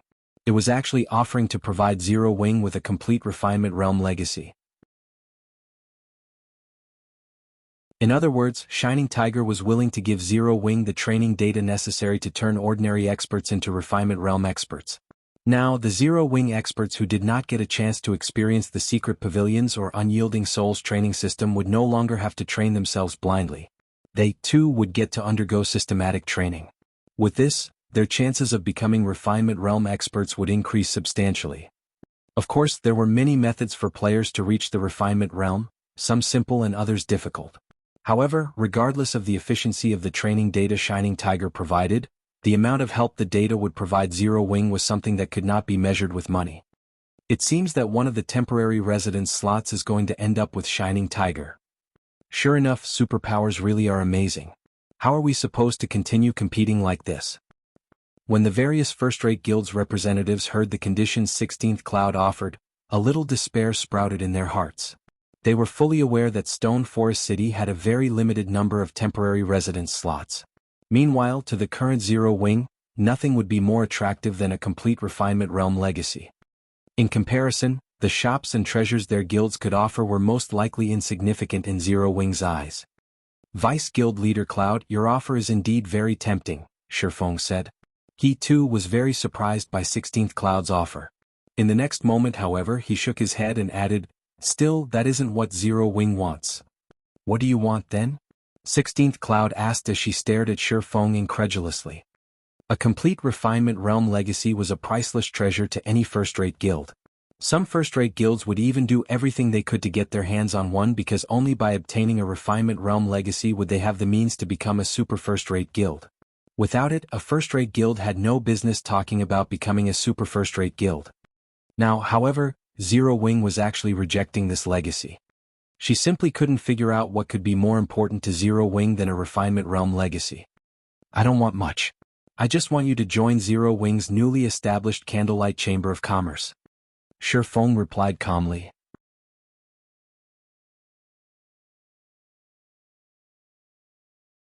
Chapter 2173, Candlelight Chamber of Commerce. Join the Candlelight Chamber of Commerce. Upon hearing Shifeng's words, everyone present stared at him in astonishment, never having thought that the requirement would be so simple. They all knew very clearly what a chamber of commerce in the virtual gaming world represented. It was an organization where members shared sales connections with each other for mutual benefit. However, whether one could actually benefit from this method of cooperation would still depend on the members' capabilities. If one sold excellent merchandise, they would naturally be able to make more money. Average merchandise, on the other hand, would soon be overshadowed by the other members' merchandise, resulting in a drastic decrease in one's own sales and profits. A chamber of commerce was a double-edged sword. Generally, there were more cons than pros for a small guild to join a chamber of commerce. The reason for this was because small guilds lacked resources and invested very little into nurturing lifestyle players. Hence, the quality of merchandise they could offer to customers went without saying. There was simply no way for small guilds to compete with large guilds. For a small guild, joining a chamber of commerce was akin to opening the doors for large guilds to earn money in their territory. However, if it meant being able to obtain a temporary residence slot in Stone Forest City, then joining the Candlelight Chamber of Commerce definitely had merit. After all, with sufficient strength, a small guild could not only earn a large amount of rare resources but also nurture its experts in Stone Forest City. Guild Leader Black Flame, are you saying that, so long as we join the Candlelight Chamber of Commerce, we'll receive a temporary residence in Stone Forest City? 16th Cloud pressed Shifeng for confirmation. She wasn't particularly surprised that Zero Wing would attempt to establish a chamber of commerce. After all, there were so many guilds currently seeking a partnership with Zero Wing. If Zero Wing could pool the strength of these guilds together, then even superpowers would grow fearful. If Zero Wing wished to continue competing with Starlink, then establishing a Chamber of Commerce was indeed the best decision to make. A complete Refinement Realm legacy might allow a guild to nurture many Refinement Realm experts, but accomplishing this required a lot of time, which just so happened to be the resource that up-and-coming guilds like Zero Wing lacked the most. Hence, rather than aim for an uncertain future, it was much better for Zero Wing to further enhance its current strength. That's not entirely correct, Shifeng said, shaking his head. To be precise, only advanced members of the chamber will receive a temporary residence slot in Stone Forest City. As for how you can become an advanced member, that will depend on the amount of contributions you make. So that's the case. Realization immediately dawned upon 16th Cloud. Inwardly, she cursed at Shifeng for being a sly old fox. Originally, only a few guilds should be able to partner with Zero Wing. Now, however, every guild present would do so. Moreover, these guilds would all desperately contest for the limited temporary residence slots, which would allow Zero Wing to obtain the maximum amount of benefits possible. Meanwhile, when the various guild representatives heard Shifeng's condition, they understood the implications right away. Zero Wing was trying to have them compete for the limited temporary residence slots and labor for it, indirectly making them Zero Wing's subordinates. Guild leader Black Flame, I'm afraid this arrangement is very unfair for small guilds like us. Compared to the strength and resources large guilds possess, what small guilds have is insignificant. In the end, these residence slots will still land in the hands of large guilds. If that's the case, small guilds like ours might as well give up on competing right off the bat since we already know we won't win. Moreover, we will even end up working for Zero Wing for free. That's right. Small guilds like ours can't compete against large guilds at all. With your arrangement, how are we even supposed to compete? We might as well head back home now. For a while, a few representatives of small guilds stepped forward and voiced their disagreement. These representatives even tried to get the representatives of other small guilds to leave the venue with them. Aqua Rose and Gentle Snow frowned upon seeing this scene. Although they had expected that these small guilds would react this way, they hadn't anticipated such an organized refusal. As for the representatives of large guilds, they were gleefully watching this scene play out. After all, the fewer competitors they had, the better. In fact, they hoped that every other guild present would stand up and quit the venue. Zero Wing's ambitions are quite large. Unfortunately, it lacks the ability to control these small guilds, Sorrowful Silence commented as he watched the representatives of small guilds prepare to leave the room en masse. At the end of the day, Zero Wing's foundations are still too shallow. If it were a superpower making this offer, these small guilds would have most likely agreed without hesitation. At this moment, aside from Sorrowful Silence, Unyielding Heart also felt this way. Zero Wing simply had too few territories under its control right now. The number of territories and sales connections it possessed couldn't even compete with that of veteran first-rate guilds. A weak chamber of commerce like Candlelight just didn't hold any attraction for the various small guilds. On the contrary, membership in the Candlelight Chamber of Commerce would let Zero Wing bleed them dry. However, just when the representatives of the various small guilds were about to leave the room, a calm voice penetrated everyone's minds. What you're saying is correct, but let me say this first. So long as you become a member of the Candlelight Chamber of Commerce, you'll enjoy a 20% discount on Stone Forest City's entry fee. Moreover, you'll get to purchase items that the Candlelight trading firm does not sell to the public, Shifeng said, smiling calmly as he looked at the small guild's representatives. As soon as Shifeng was done speaking, the departing representatives fell into a daze, their breathing becoming slightly heavy. Items not sold to the public? Does this include the crystal light set displayed on the first floor? A small guild's representative could not help asking Shifeng. The discount on Stone Forest City's entry fee might be very tempting, but a 20% discount was basically negligible to the various powers. However, Candlelight's merchandise was a different story. After all, they had seen the 3 crystal light sets displayed in the first floor hall. Those could tempt even superpowers into action. That's right. Including the crystal light set, Shifeng affirmed, nodding. The moment he nodded his head, the entire reception room fell deathly silent. Even 16th Cloud and Sorrowful Silence, who were originally planning to watch Zero Wing make a fool of itself, reflexively widened their eyes as they stared at its guild leader. That was level 60 to level 80, 8-piece dark gold set equipment they were talking about. They had believed that Zero Wing was merely flaunting its strength before the various guilds present by putting the crystal light set on display. Now, however, Shifeng was telling them that they could actually buy those crystal light sets. How could this not excite them? As for the various small guilds' representatives, their minds momentarily froze. They simply could not understand what Shifeng was thinking, to be willing to sell such precious set equipment. However, after a moment of silence, everyone inside the room stopped wondering why Shifeng pulled such an insane move. Instead, the various small guilds' representatives promptly returned to their seats and expressed their willingness to join the Candlelight Chamber of Commerce, afraid that he would regret his decision if they waited any longer. What no one present knew was that Shifeng had never intended the crystal light sets to be exclusive to Zero Wing. He had always planned to sell them as merchandise. This was because as players continued leveling up, the crystal light set would quickly fall obsolete, uncompetitive with epic items. Hence, he naturally had to sell the set while it was still valuable, converting it into coins and resources for Zero Wing's development. The various small guilds present eagerly applied to join the Candlelight Chamber of Commerce, their eagerness surpassing even that of the large guilds present. Zero Wing is really ruthless, actually offering to give away set equipment like the crystal light set just to attract these small guilds. Sorrowful Silence marveled at Shifeng's generosity. In Zero Wing's shoes, Shining Tiger would never choose to sell the crystal light set to others. No pain, no gain. While it might seem as if Zero Wing gave up a huge advantage by selling the crystal light set, Zero Wing obtained the strength and sales connections of more than 100 guilds in return, 16th Cloud said when she saw the eagerness of the guild representatives around her. Meanwhile, now that Zero Wing has gained such strength and connections, the various superpowers will have to think twice before targeting Zero Wing in the future. At this point, 16th Cloud could already foresee the appearance of another powerhouse in God's domain.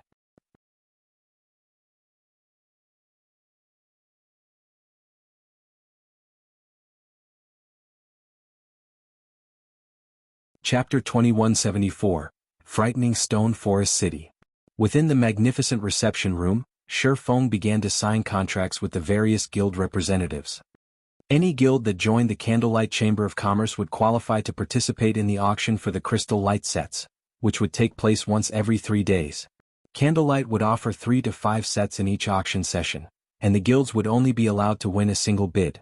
In addition, the Candlelight trading firm would offer other precious items, such as exotic stamina potions, stamina gemstones, advanced mana armor kits, rare master potions and more.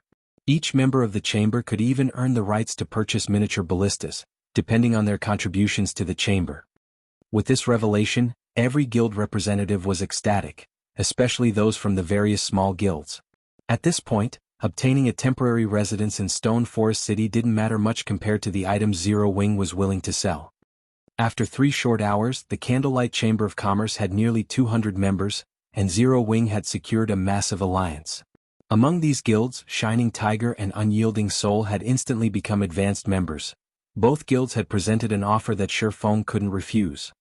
Not only had Shining Tiger offered to open 2 kingdoms markets to the Candlelight Chamber of Commerce, but it had also agreed to give Zero Wing the complete Refinement Realm legacy and a large stock of special materials.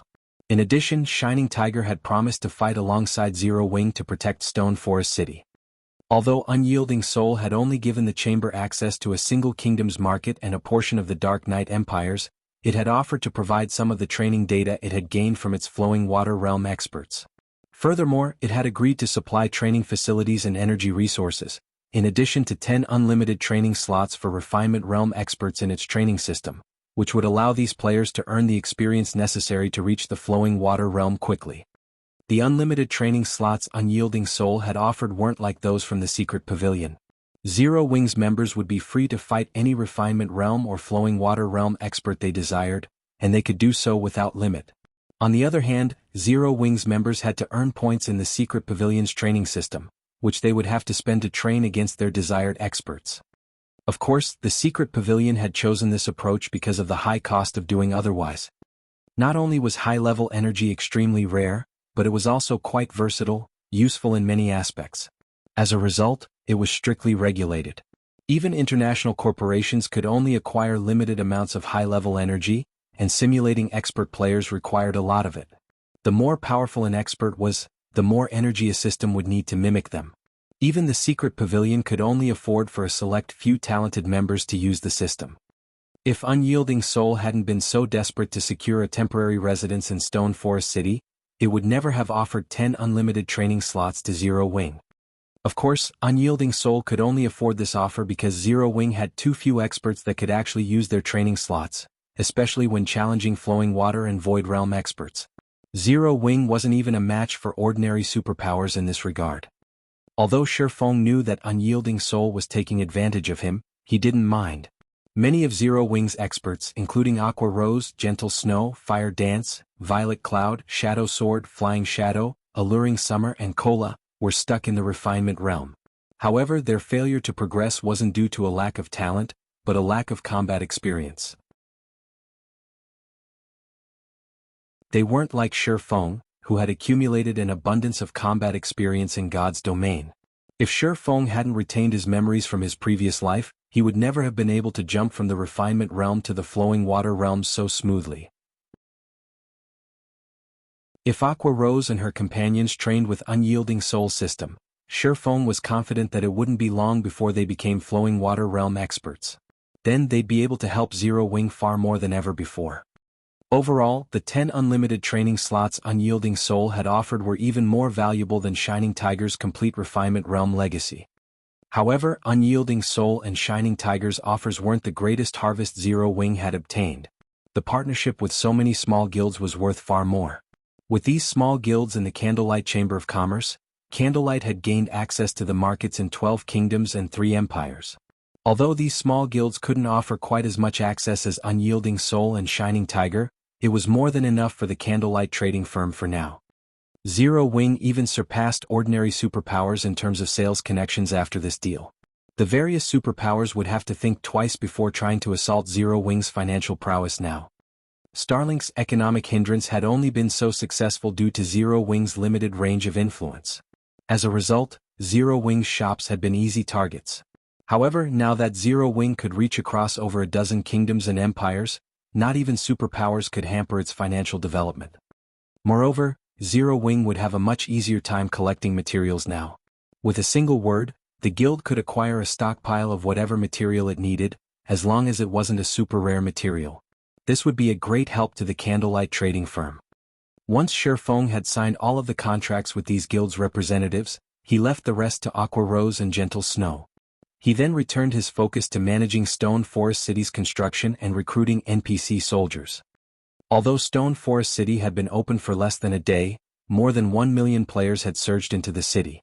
If not for the bottomless abyss's harsh environment and the difficulty of traversing the dungeon, the city's player population would likely have been more than 5 times that.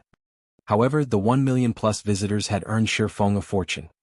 It's no wonder why the guilds that had established cities in the bottomless abyss had developed so quickly in the past. Shifeng was astonished when he saw the income Stone Forest City had generated thus far. By charging each player 4 silver per entry, Stone Forest City had netted 51,204 gold in entry fees alone. There was also the income from the battle arena and auction house to take into account.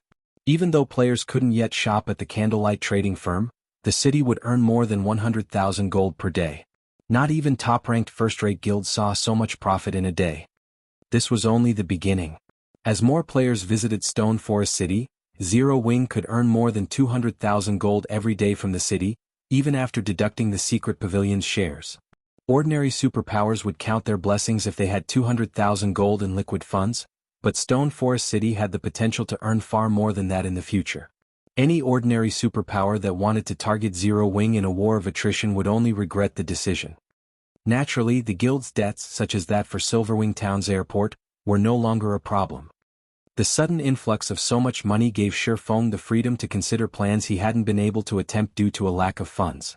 For example, he could finally retaliate against Starlink on the Dark Knight Empire's market, while also developing the Lost Town and Silverwing Town. Usually, insufficient player populations and popularity were the greatest problems a guild faced when developing its towns, but neither was an issue for Zero Wing. Rather, Zero Wing struggled with needing enough funding to develop its towns.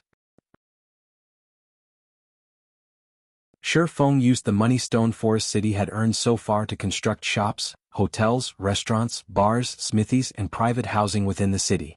Recruiting NPC soldiers wasn't an issue either, and he was able to gear them all in sets of fine gold equipment. Now, even a random Tier 2 NPC soldier in the city could slay a Tier 2 expert. Even peak experts would have to think twice before committing a crime in Stone Forest City. Shi Feng didn't bother to gear his NPCs in dark gold equipment due to the whopping 1,500 gold cost. He could only afford to give 10 Tier 2 NPCs with the highest growth potential dark gold ranked items. In a one-on-one fight, even monster-level experts would have to flee from these NPCs. If 3 or 4 of these Tier 2 NPCs surrounded an offending monster-level expert, that expert would be doomed. While Shi Feng focused on Stone Forest City's development, news of the Candlelight Chamber of Commerce spread to God's domain's various powers, causing a commotion throughout the game. You're tuning in to the Han Li's Wuxia Adventures YouTube channel. We're so grateful for your support, and don't forget to subscribe to join us on this incredible journey through captivating stories. Your generosity through donations truly makes a world of difference, as it's the primary source of revenue that allows me to expand and enhance this channel for you. Thank you from the bottom of my heart for being a part of this adventure.